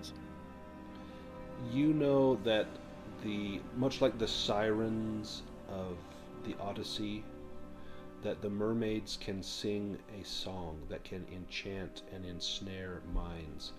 And as you hear her begin to sing, it is like the cry of a gull, and then it becomes this almost like harp music, just absolutely beautiful sound coming out of her mouth as she is calling out to everyone here, as though introducing herself and accepting whatever sacrifice is being made. Torin, since you are afraid, you need to make an observation roll against this mermaid's magic roll, or you will become enslaved. No. And she rolls a What roll? dice. Observation. I think I get Oh, dear. 2 dice for that, so... yeah, we'll see. She rolls Yep. Oh. 8 dice. Woof. She got 1 success. So, That's rough. I'll push. So Torin, Yeah, there's no way. you hear the song and you do become hopeless, and you you actually kind of pull yourself over the side of the ship, and the water is not deep here, and you begin to walk towards the shore, and Zacharias is laughing, and he's beckoning you. Can we grab him by the Yes. collar or something and try to Yes. stop him? Give me a force roll if you want to try to grab him as he's trying to get on shore. I to say- debrief. So it's who's going over the side? Uh, Johan or Torin? Torin. Torin. Torin. All right, Johan, help me! Yeah, good shout. I mean, I am the Roman. This boat's my responsibility. So can I do it with help, or can he roll as well? You can roll and give yourself a bonus die. Yeah, Help I me. like to help. You're the one who had the idea.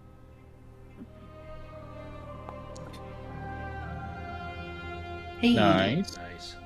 You manage to grab Torin and hold him. He is still in the water, and he's trying to push himself towards the shore. He's just dragging your boat closer and closer to the shore. But he is, This is bad. he This is in- bad. He is in your arms. You have not let him go. Astrid, you feel the top of the barrel removed, and it's tipped over unceremoniously, and you spill out, greased by the slime of the herring that were stored in here before Zacharias dumped it out and put you in.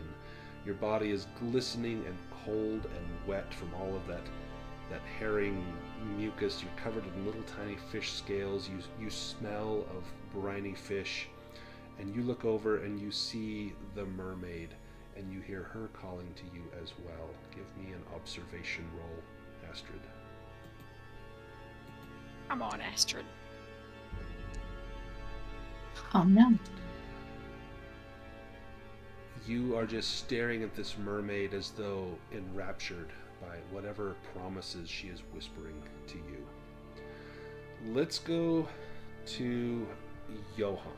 What is Johan doing? At the immediate moment, he's helping Helena restrain Torin. Maybe he could get him his hands tied up, or maybe I don't know, something to deafen him. But I can't think of what might be at hand. Say, I've got him. Go.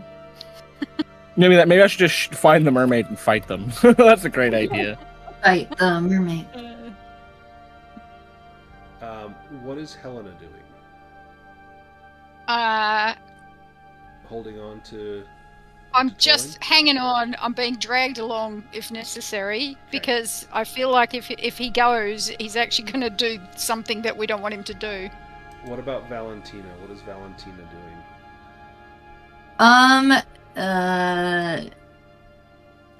Does anyone have a gun? I have one. Okay, cool. I think while Helena is restraining Torin, Valentina takes the gun, and I think she's gonna try to shoot Zacharias. He might be the key. Give You me might be a right about that. ranged combat roll, and you can add one bonus die for the gun. I don't think you've got a gun in your possession. Nope. So yeah, you'll just add one bonus die to your ranged combat roll. Neither am I great at ranged combat, so let's see. Haha! Yay! Ooh. And he is in the middle of getting Astrid ready, and he will not dodge that. He takes a shot from you. Let me Metal. make sure I get this in the right place. Metal both ways. Very metal. Also metal.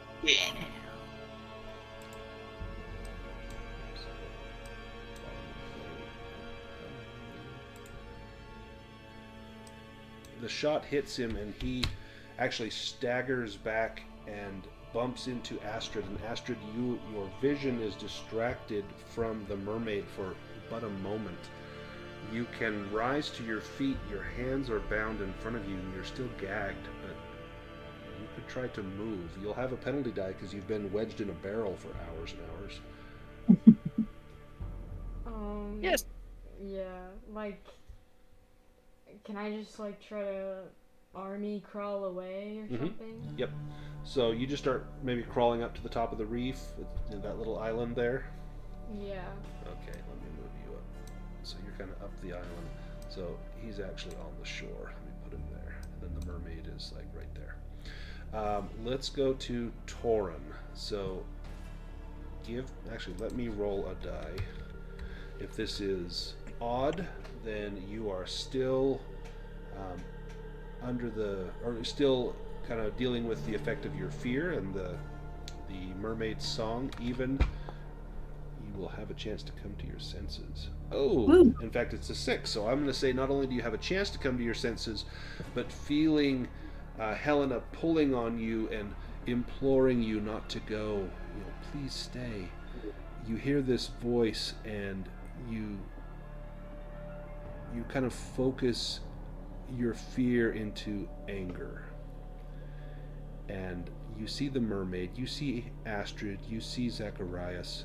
You're about waist deep in the water. What does Torin do? Well, can I just try and break my trance then? Yeah, so I will give you an observation roll to break that trance with 1 bonus die.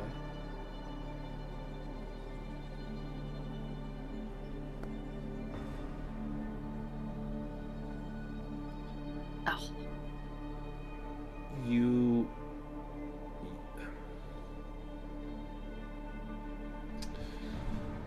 Let me think. I rolled a 6 on that 1d6 to see if you were still under the effects of the fear. I think with the 6, that's like a special success. I'm going to say, because this could turn really bad really fast, I'm going to say that you do break that effect. So you're in the water up to your waist. You've got Helena kind of hanging on to you. You have come to your senses. So you are no longer under that enchantment. Then I'll kind of calm down and thanks Helena for stopping me there. I don't know what came over me, and then I'll try and climb back into the boat, not wanting to be in this water. Okay, you will be able to pull yourself into the boat. Johan, what are you doing? I think I'm gonna follow. Was it Valentina's lead? Whoever shot, I'm also gonna do some shooting at Zacharias. He's got. I think that's a good shout. If you can hit him. Yeah, he might be the key, or this might be a terrible idea. One of the two. I didn't use my ranged combat +2, so maybe I'm trying to remember that little tournament we did. I'm trying to outshow Nice. Torin,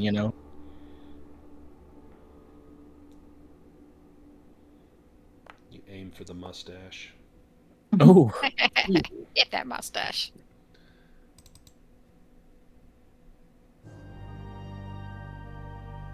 He will try to get out of the way, but he has a penalty die.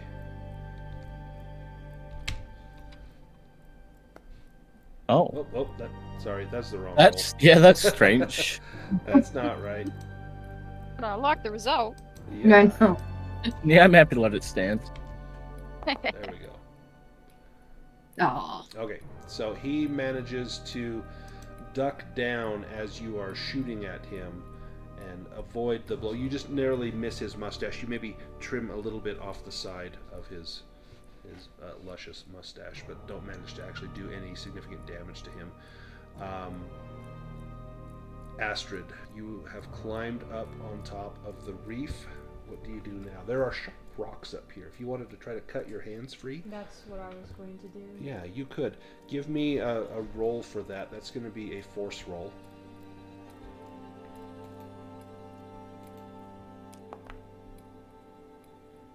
Oh boy, you want to push that? Yeah. Oof. Got the same result twice. Yeah. Yeah, you're trying to cut that, and you notice that these sharp rocks are... There's something strange about them. Give me a learning roll really quickly. I think I have a talent that gives me +2 to learning, so I will use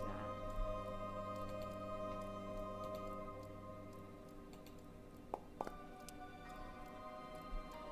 Nice. Yes. These are not sharp rocks. This is a hard, almost like shell. Like, it's not like bits of shell, like a huge shell protuberance, like this giant, made of like calcium carbonate is what shells are made of. Like some huge lump of calcium carbonate in here. You don't know what that could be, but you know that this is not. I mean, that's a natural substance, but this is not a natural formation. Is the island like a creature or something? Is it a Vaesen? Or like just a giant one? We'll A get big back turtle. to that. Okay. Oh. We'll get back to that. Okay. But you will have an advantage when something happens because of that. And Yes. only you know that. Okay. Zacharias begins to sprint up after you. And Ugh. he says to you, "My mother must be fed, or the herring will dry up. Come, child. You have a job to do." Let's go to Johan. Yeah. Now I feel like I worry that killing Zacharias is just going to make this mermaid angry. It's his mother, right? Sounds like it. I'm kind of scared about that now, and I almost did just kill him, but the alternative is just shooting the mermaid, which also feels kind of messed up. So the mermaid is It's like kind of like a really neutral. tough. It's not. So one Yeah. thing with Vaesen, you can't actually kill Vaesen. Like in the night sow that you did, you guys took the night sow down to basically 0 hit points. It wasn't dead. It just That was like a summoned creature. yeah. with- So it under just, control of that came guy. back. Yeah. You really can't destroy Vaesen through physical means. You know that there are rituals. There's things you can do that will get rid of a Vaesen. Right. It's not bullets. It's not knives. And so Offerings of Okay. great value. Astrid told us offerings of great value. Mhm. Perhaps we This can is try to true. offer something else to her that we've got of great value. That might be an idea. I think for now, Johan would just try to get to Astrid, like not necessarily attacking Zacharias, but reaching them, because I don't think he's even armed. Zacharias is not armed. To get to him, you will have to either jump out and wade in the water, probably kind of past the mermaid, or you can jump out and swim and do it quickly. But either way, you need to get out in the water or maneuver the boat over to the reef. I don't want to abandon ship. That's a hard choice. I'm a man of the sea. I could probably swim. What would that be, roll-wise? Give me a physique roll with 2 bonus dice.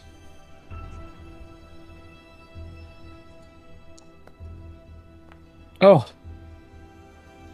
Do you want to push that? I think I will. There you go. Do you take the condition every time you push? You do. Like, Yep. so that's a physical. Okay. Yep.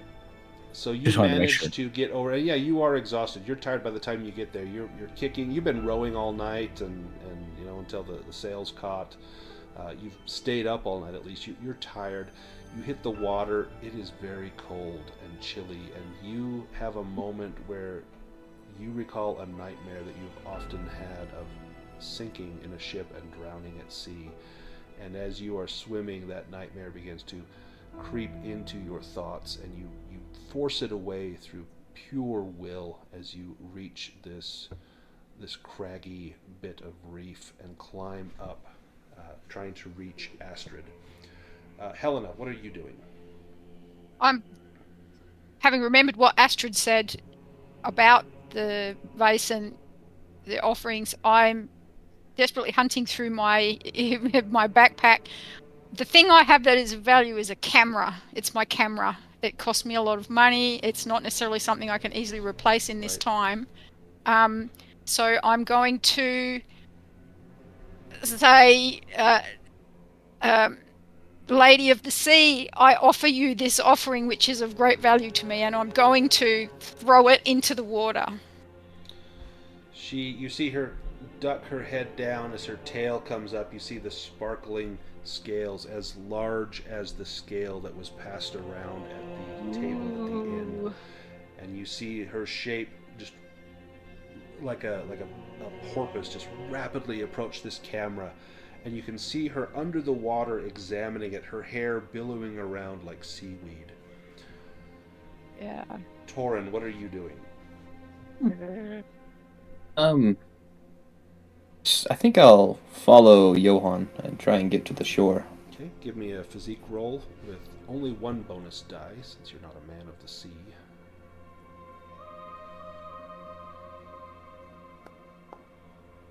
Oh, nice. You got it. You follow him, seeing his lead, leaving Helena and Valentina in the boat. Valentina, what are you doing?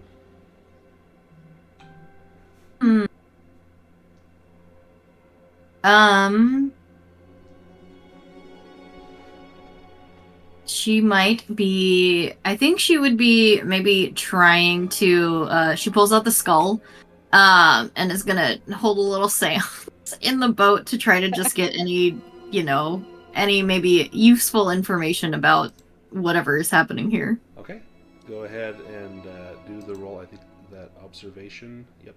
Observation, yeah. And with a bonus die for using the skull. Mm-hmm.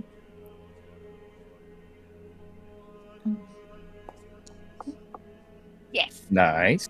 Woo. You hear the voice of the priest again. And he gives you a little more information about what happened to him out here. After he shot himself, Paul, the oldest brother, was clubbed over the back of the head and given to the mermaid as food. Such was the greed of Zacharias that if the mermaid's hunger was not sated, the fish would dry up. The entire stretch of land would be doomed without the silver of the sea. She has grown greedy in her age. She will not accept dead flesh, only the living. That is why she would not accept me, because I had taken my life. And so she ate Paul, and now she hungers. If she cannot have Astrid, she will have another. And then you see this feminine hand come up the side of the boat, her fingers grabbing onto the gunnel on the side, and begin to rock and pull the boat like she's trying to capsize it. Yay. Astrid, what are you doing? I guess I'm still trying to cut the rope. Okay, give me another force roll.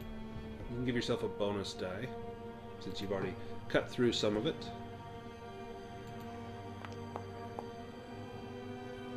Nice.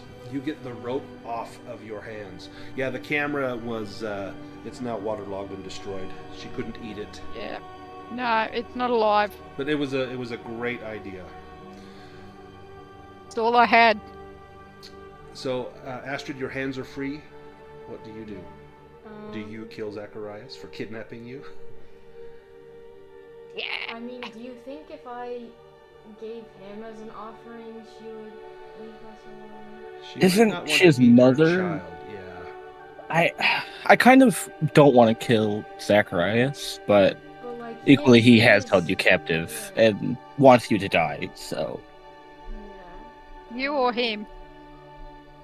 If you killed him, so what you know of Vaesen, if you killed him, the mermaid would likely leave in her grief, which would cause most likely the herring to dry up. It may doom this fishing town, but you have seen very little of good in this town.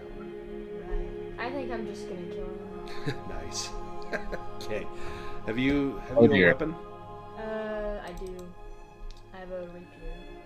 Oh, who gave the old lady a sword? Okay. I've Wow. been carrying it around, I guess. Okay.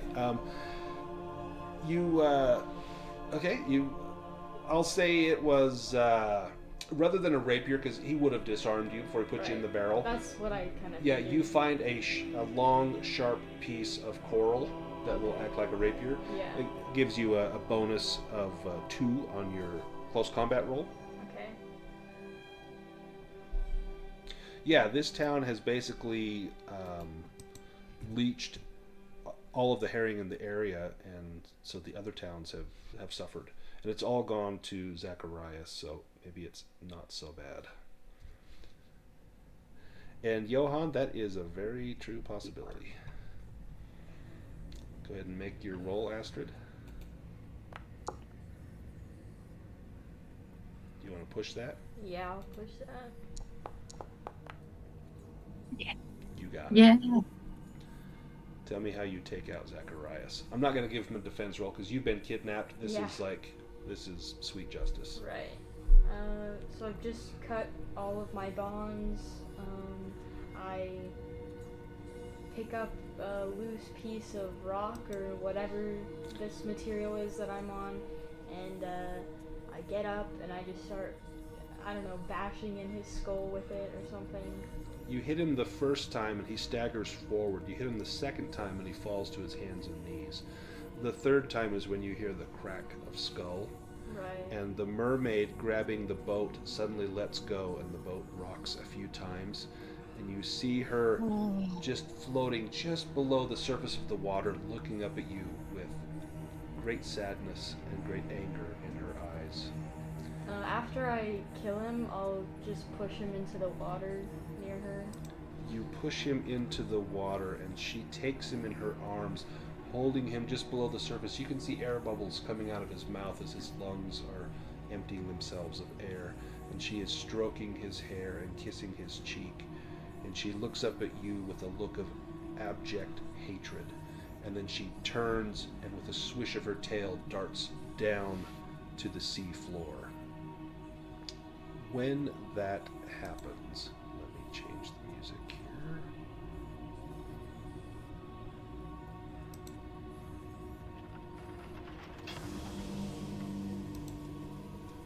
I don't want Steampunk Palace. Let's do this music. Here we go. When that happens, the entire island starts to quake, then rises from the deep with tremendous force.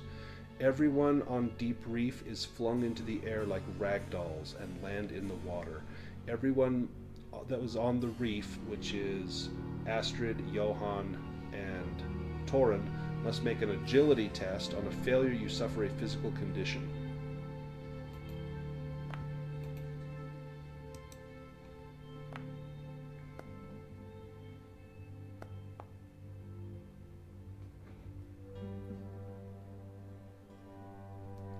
So Astrid will take a physical condition. You are wounded as you are flung to the ground. The deep reef keeps rising and eventually reveals its true form. Let me post a picture. Ooh. The entire reef was merely the crown of a giant kraken's head. All characters must make a fear test against fear 2. So this is logic or empathy, and you have to get 2 successes or be frightened. I only get 2 die. Good luck. Damn.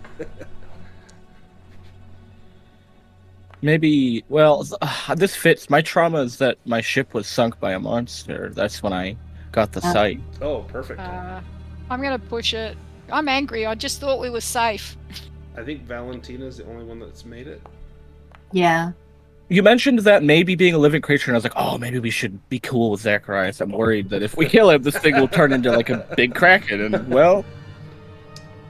Yeah, I'm afraid. The immense failed my tentacles push. of the kraken, as thick as tree trunks, churn the salty sea into a frothing maelstrom. You are in mortal danger. Luckily, you see that your boat is unscathed. You must make your way to the boat in order to survive.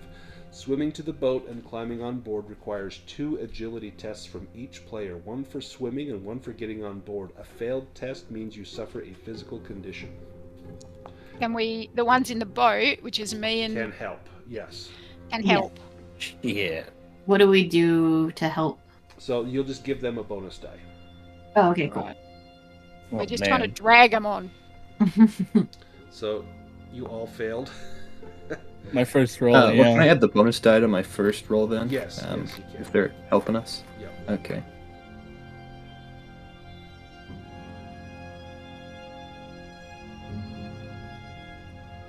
This is my second roll, I guess. So I failed the first one.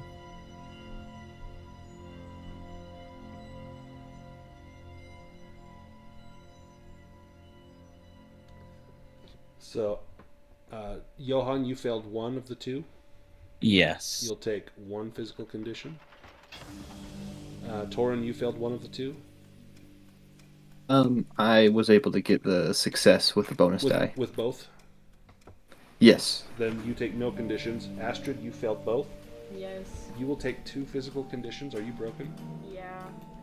No.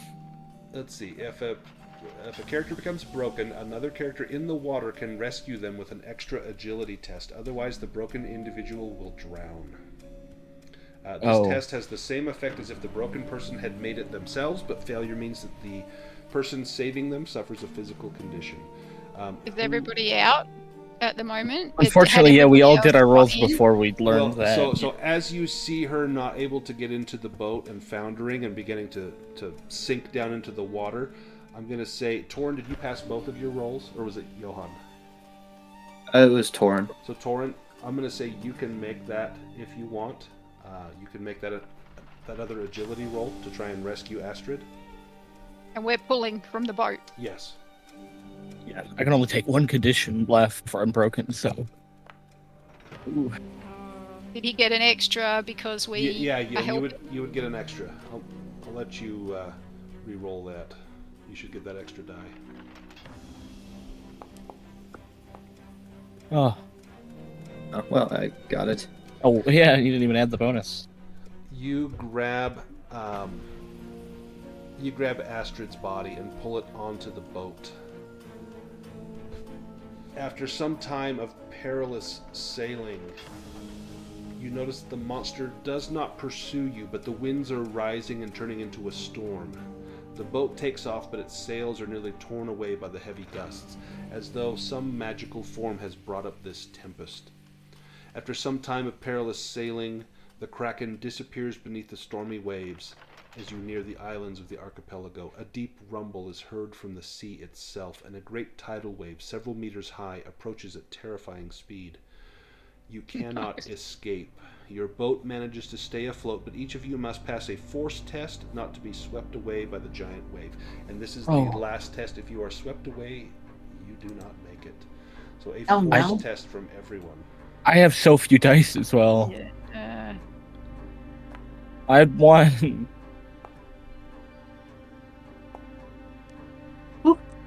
Oh, wait, I misread that. Whoops.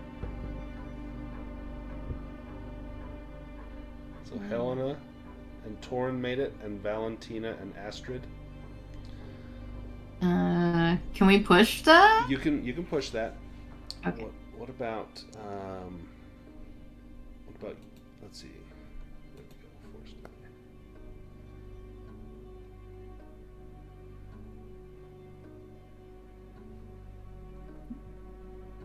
So just Astrid. Yeah. Oh no. Oh, no. No, not So- after all that. You got her back in the boat, and as that tidal wave hits, the water splashes over the side, and you're all holding on to each other for dear life. And you're, we're okay. And then you look, and Astrid is nowhere to be seen. Astrid, your last moments of consciousness, you see from 30 feet below the waves, you can see the sunlight rippling on the top of the water, and your air bubbles slowly tracing their way up there as the embrace of the sea takes you. And just before your vision fades, you see a shadow approaching with long feminine hair and a swishing tail. Yeah. He was the sacrifice after all. Oh, wow. Excellent. Dang, after I went through all that too. I know. Yeah. Let's get to the aftermath. The outcome of this mystery might have a huge impact on the archipelago, depends largely on the player character's actions. If Zacharias is killed, the mermaid turns her back on the archipelago. The herring disappear out to sea, and the entire region is once again plunged into poverty and hardship until the next herring period. The inn on Wrecker Isle is abandoned and soon becomes a dilapidated ruin. At this point, you can do little but return to your headquarters in Uppsala, where you are awarded experience points.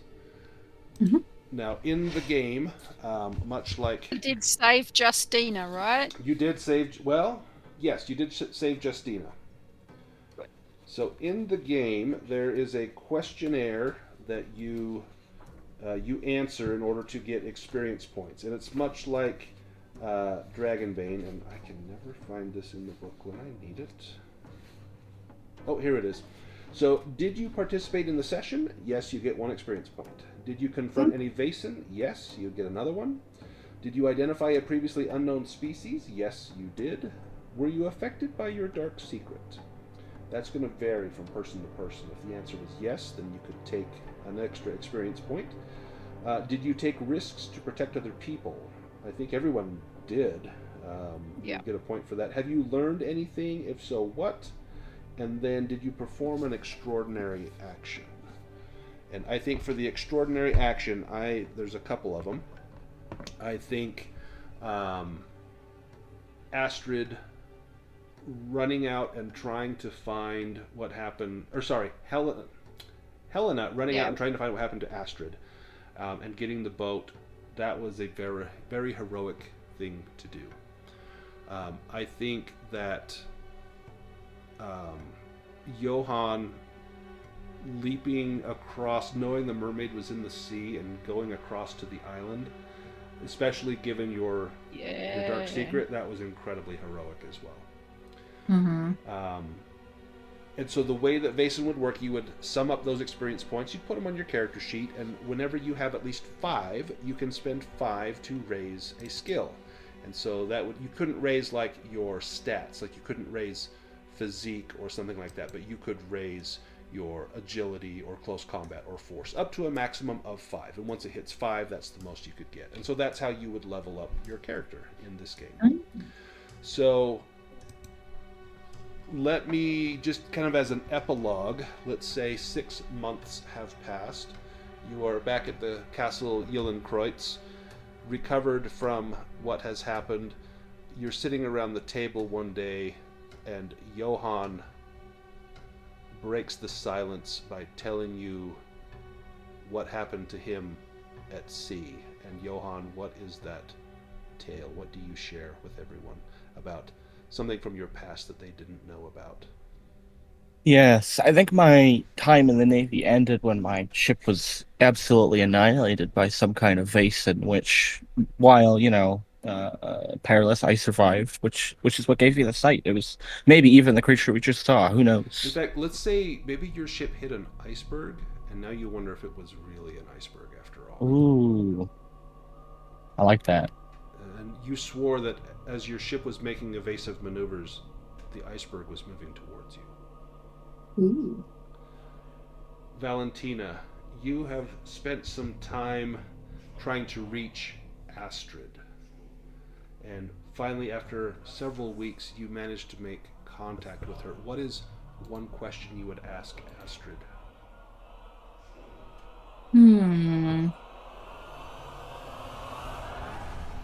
What's it like on the other side? Astrid, what is your answer? It's very dark and wet and very salty. And Astrid, it turns out you are not dead. What? That you have become a thrall to the mer people, and you now serve them. Okay. They are fattening you up for something special. Your torment could not end so easily. You killed her son, after all. And so your torment will be prolonged. Man, okay. Torin, you take some time to think about everything that has happened. Maybe you go out hunting one day, and as you are hunting, you have a recollection of your experiences. What is something that happens to you while hunting that reminds you of your time in Fjallbacka and this awful experience? Yeah, maybe I'm hunting along a coastline, and I stop by a river mouth that's running into the sea to get a drink. And while I'm looking out at the water, I see something. It like jumps out of the water, and maybe I rub my eyes and look, and maybe there was nothing there, and maybe I don't know. Maybe there was something there, and it just makes me think back to maybe Astrid. I wonder what happened to her. And maybe while you're there at the shore, you lean down and you kind of take a scoop of of water, and you're smelling it, and just kind of feeling the salt water, and then you see something washing up, and you take a few tentative steps out in the water to see what it is, and it's a waterlogged journal with a dried rose used as a bookmark. Whoa. Astrid, was that your memento? It was. Oh. And Helena, you're writing a book about what happened. Are you writing a fiction book, or is this a biographical work of what happened in Fjällbacka? I think it's a fictional book, but into it I put the truths that I have learned while making it appear to be fiction, and hoping that people will learn from it despite the fact that it's fiction. And what happens at the end of your book? It ends, it's got a sequel because the people are going back to save Astrid. Nice. And then you all, as you finish this book, you begin to discuss this around the table, and you all begin to nod your heads. Yes, yes. And you pull out maps of the area around Fjällbacka and begin to make plans to go and save your friend. And that's where Yes. we end. Yay. Nice. That was fun. That was awesome. I'm surprised that more people didn't die at the end. I've heard this one is brutal. Yeah. This one, a TPK is Yeah. very, very likely in this one. Wow. We were close in the house, weren't we? Oh yeah. No, I'm so sorry. Whenever I play a game and we're in close range and there's enemies with guns, I want to do that Inglorious Bastards shootout every time. I can't help it. No, we had to do something. We all knew they were dodgy. Oh yeah, they were, and so that whole thing of them like kind of being creepers is not in the book, but I'm like, that's going to be just perfect for this. So I injected that myself. So sorry if you have nightmares about Pace and No. Pete. But It made it a lot easier to kill them. Right. Considering that they were Yeah. a little bit innocent, really. They didn't really know what was going on. yeah, they're But we mostly in the yeah. book. They're just super sinister, and they track you around. They're always following you. They'll get aggressive, Yeah. but they Yeah. don't try and bring you into the family. But I thought, what's creepier than that? So We did the village a favour getting rid of them. oh, absolutely. Well, we got rid of the village too, so. Oh, well. They'll just go back to having to fish like everybody else, They'll that's have to all. work hard for their money now. So one question, you said that things could go bad really fast. So when Helena saved Torin from getting lured in by the mermaid, what would have happened had he been lured in? She would have taken you for the sacrifice, and that would have been the end of you. And then, had anything happened, Zacharias would have probably kept Astrid for next month's sacrifice. Maybe even trying to keep the rest of you for the next few months, because he has to come up with a body every month, or a living body. And so Justina was supposed to be the next one. And that's why Oscar was a little concerned and wanted to get her out of there. But then you guys showed up and you were fresh meat. And it's easy to get rid of visitors. Everyone forgets you after a while. But Right. yeah, it's super creepy. But yeah, if the mermaid does not get a sacrifice, then the Kraken awakens and you got this whole island to deal with. Ooh. Right. Well, I mean, so is there no, happy, peaceful ending?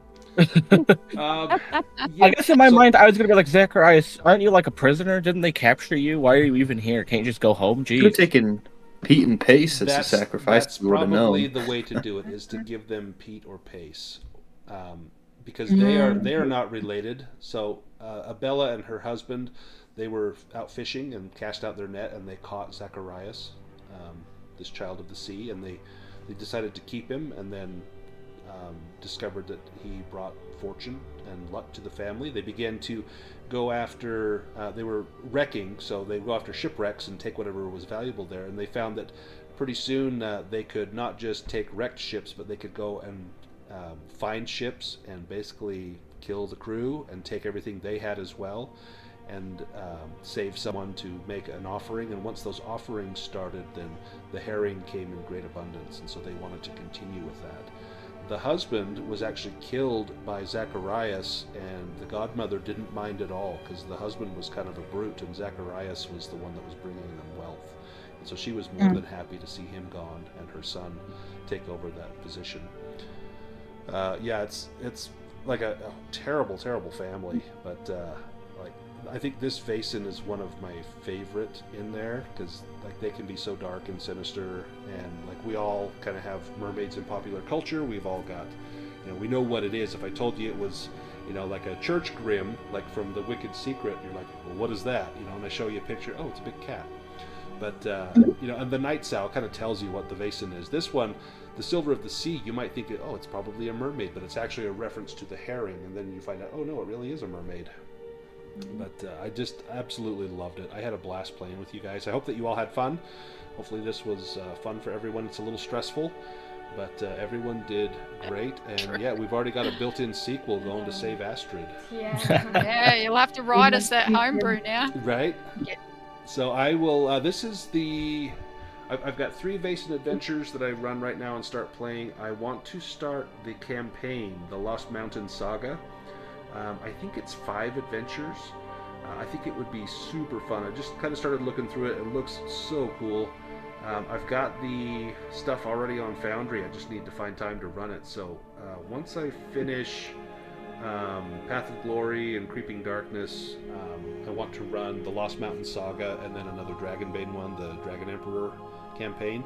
So I would love if you guys wanted to play in the Vaesen campaign. I'll post it on the Discord first, but you're definitely more than welcome to join up. I'd love to have you. You guys made a great Vaesen team. And if we do the campaign, you're welcome to make your own character, or you could continue on with these and start getting some advancement points. And then I think we get to do a little work on building up the castle and finding upgrades to the castle and doing that whole mini-game section where we're trying to improve things there. So definitely sounds like a lot of fun.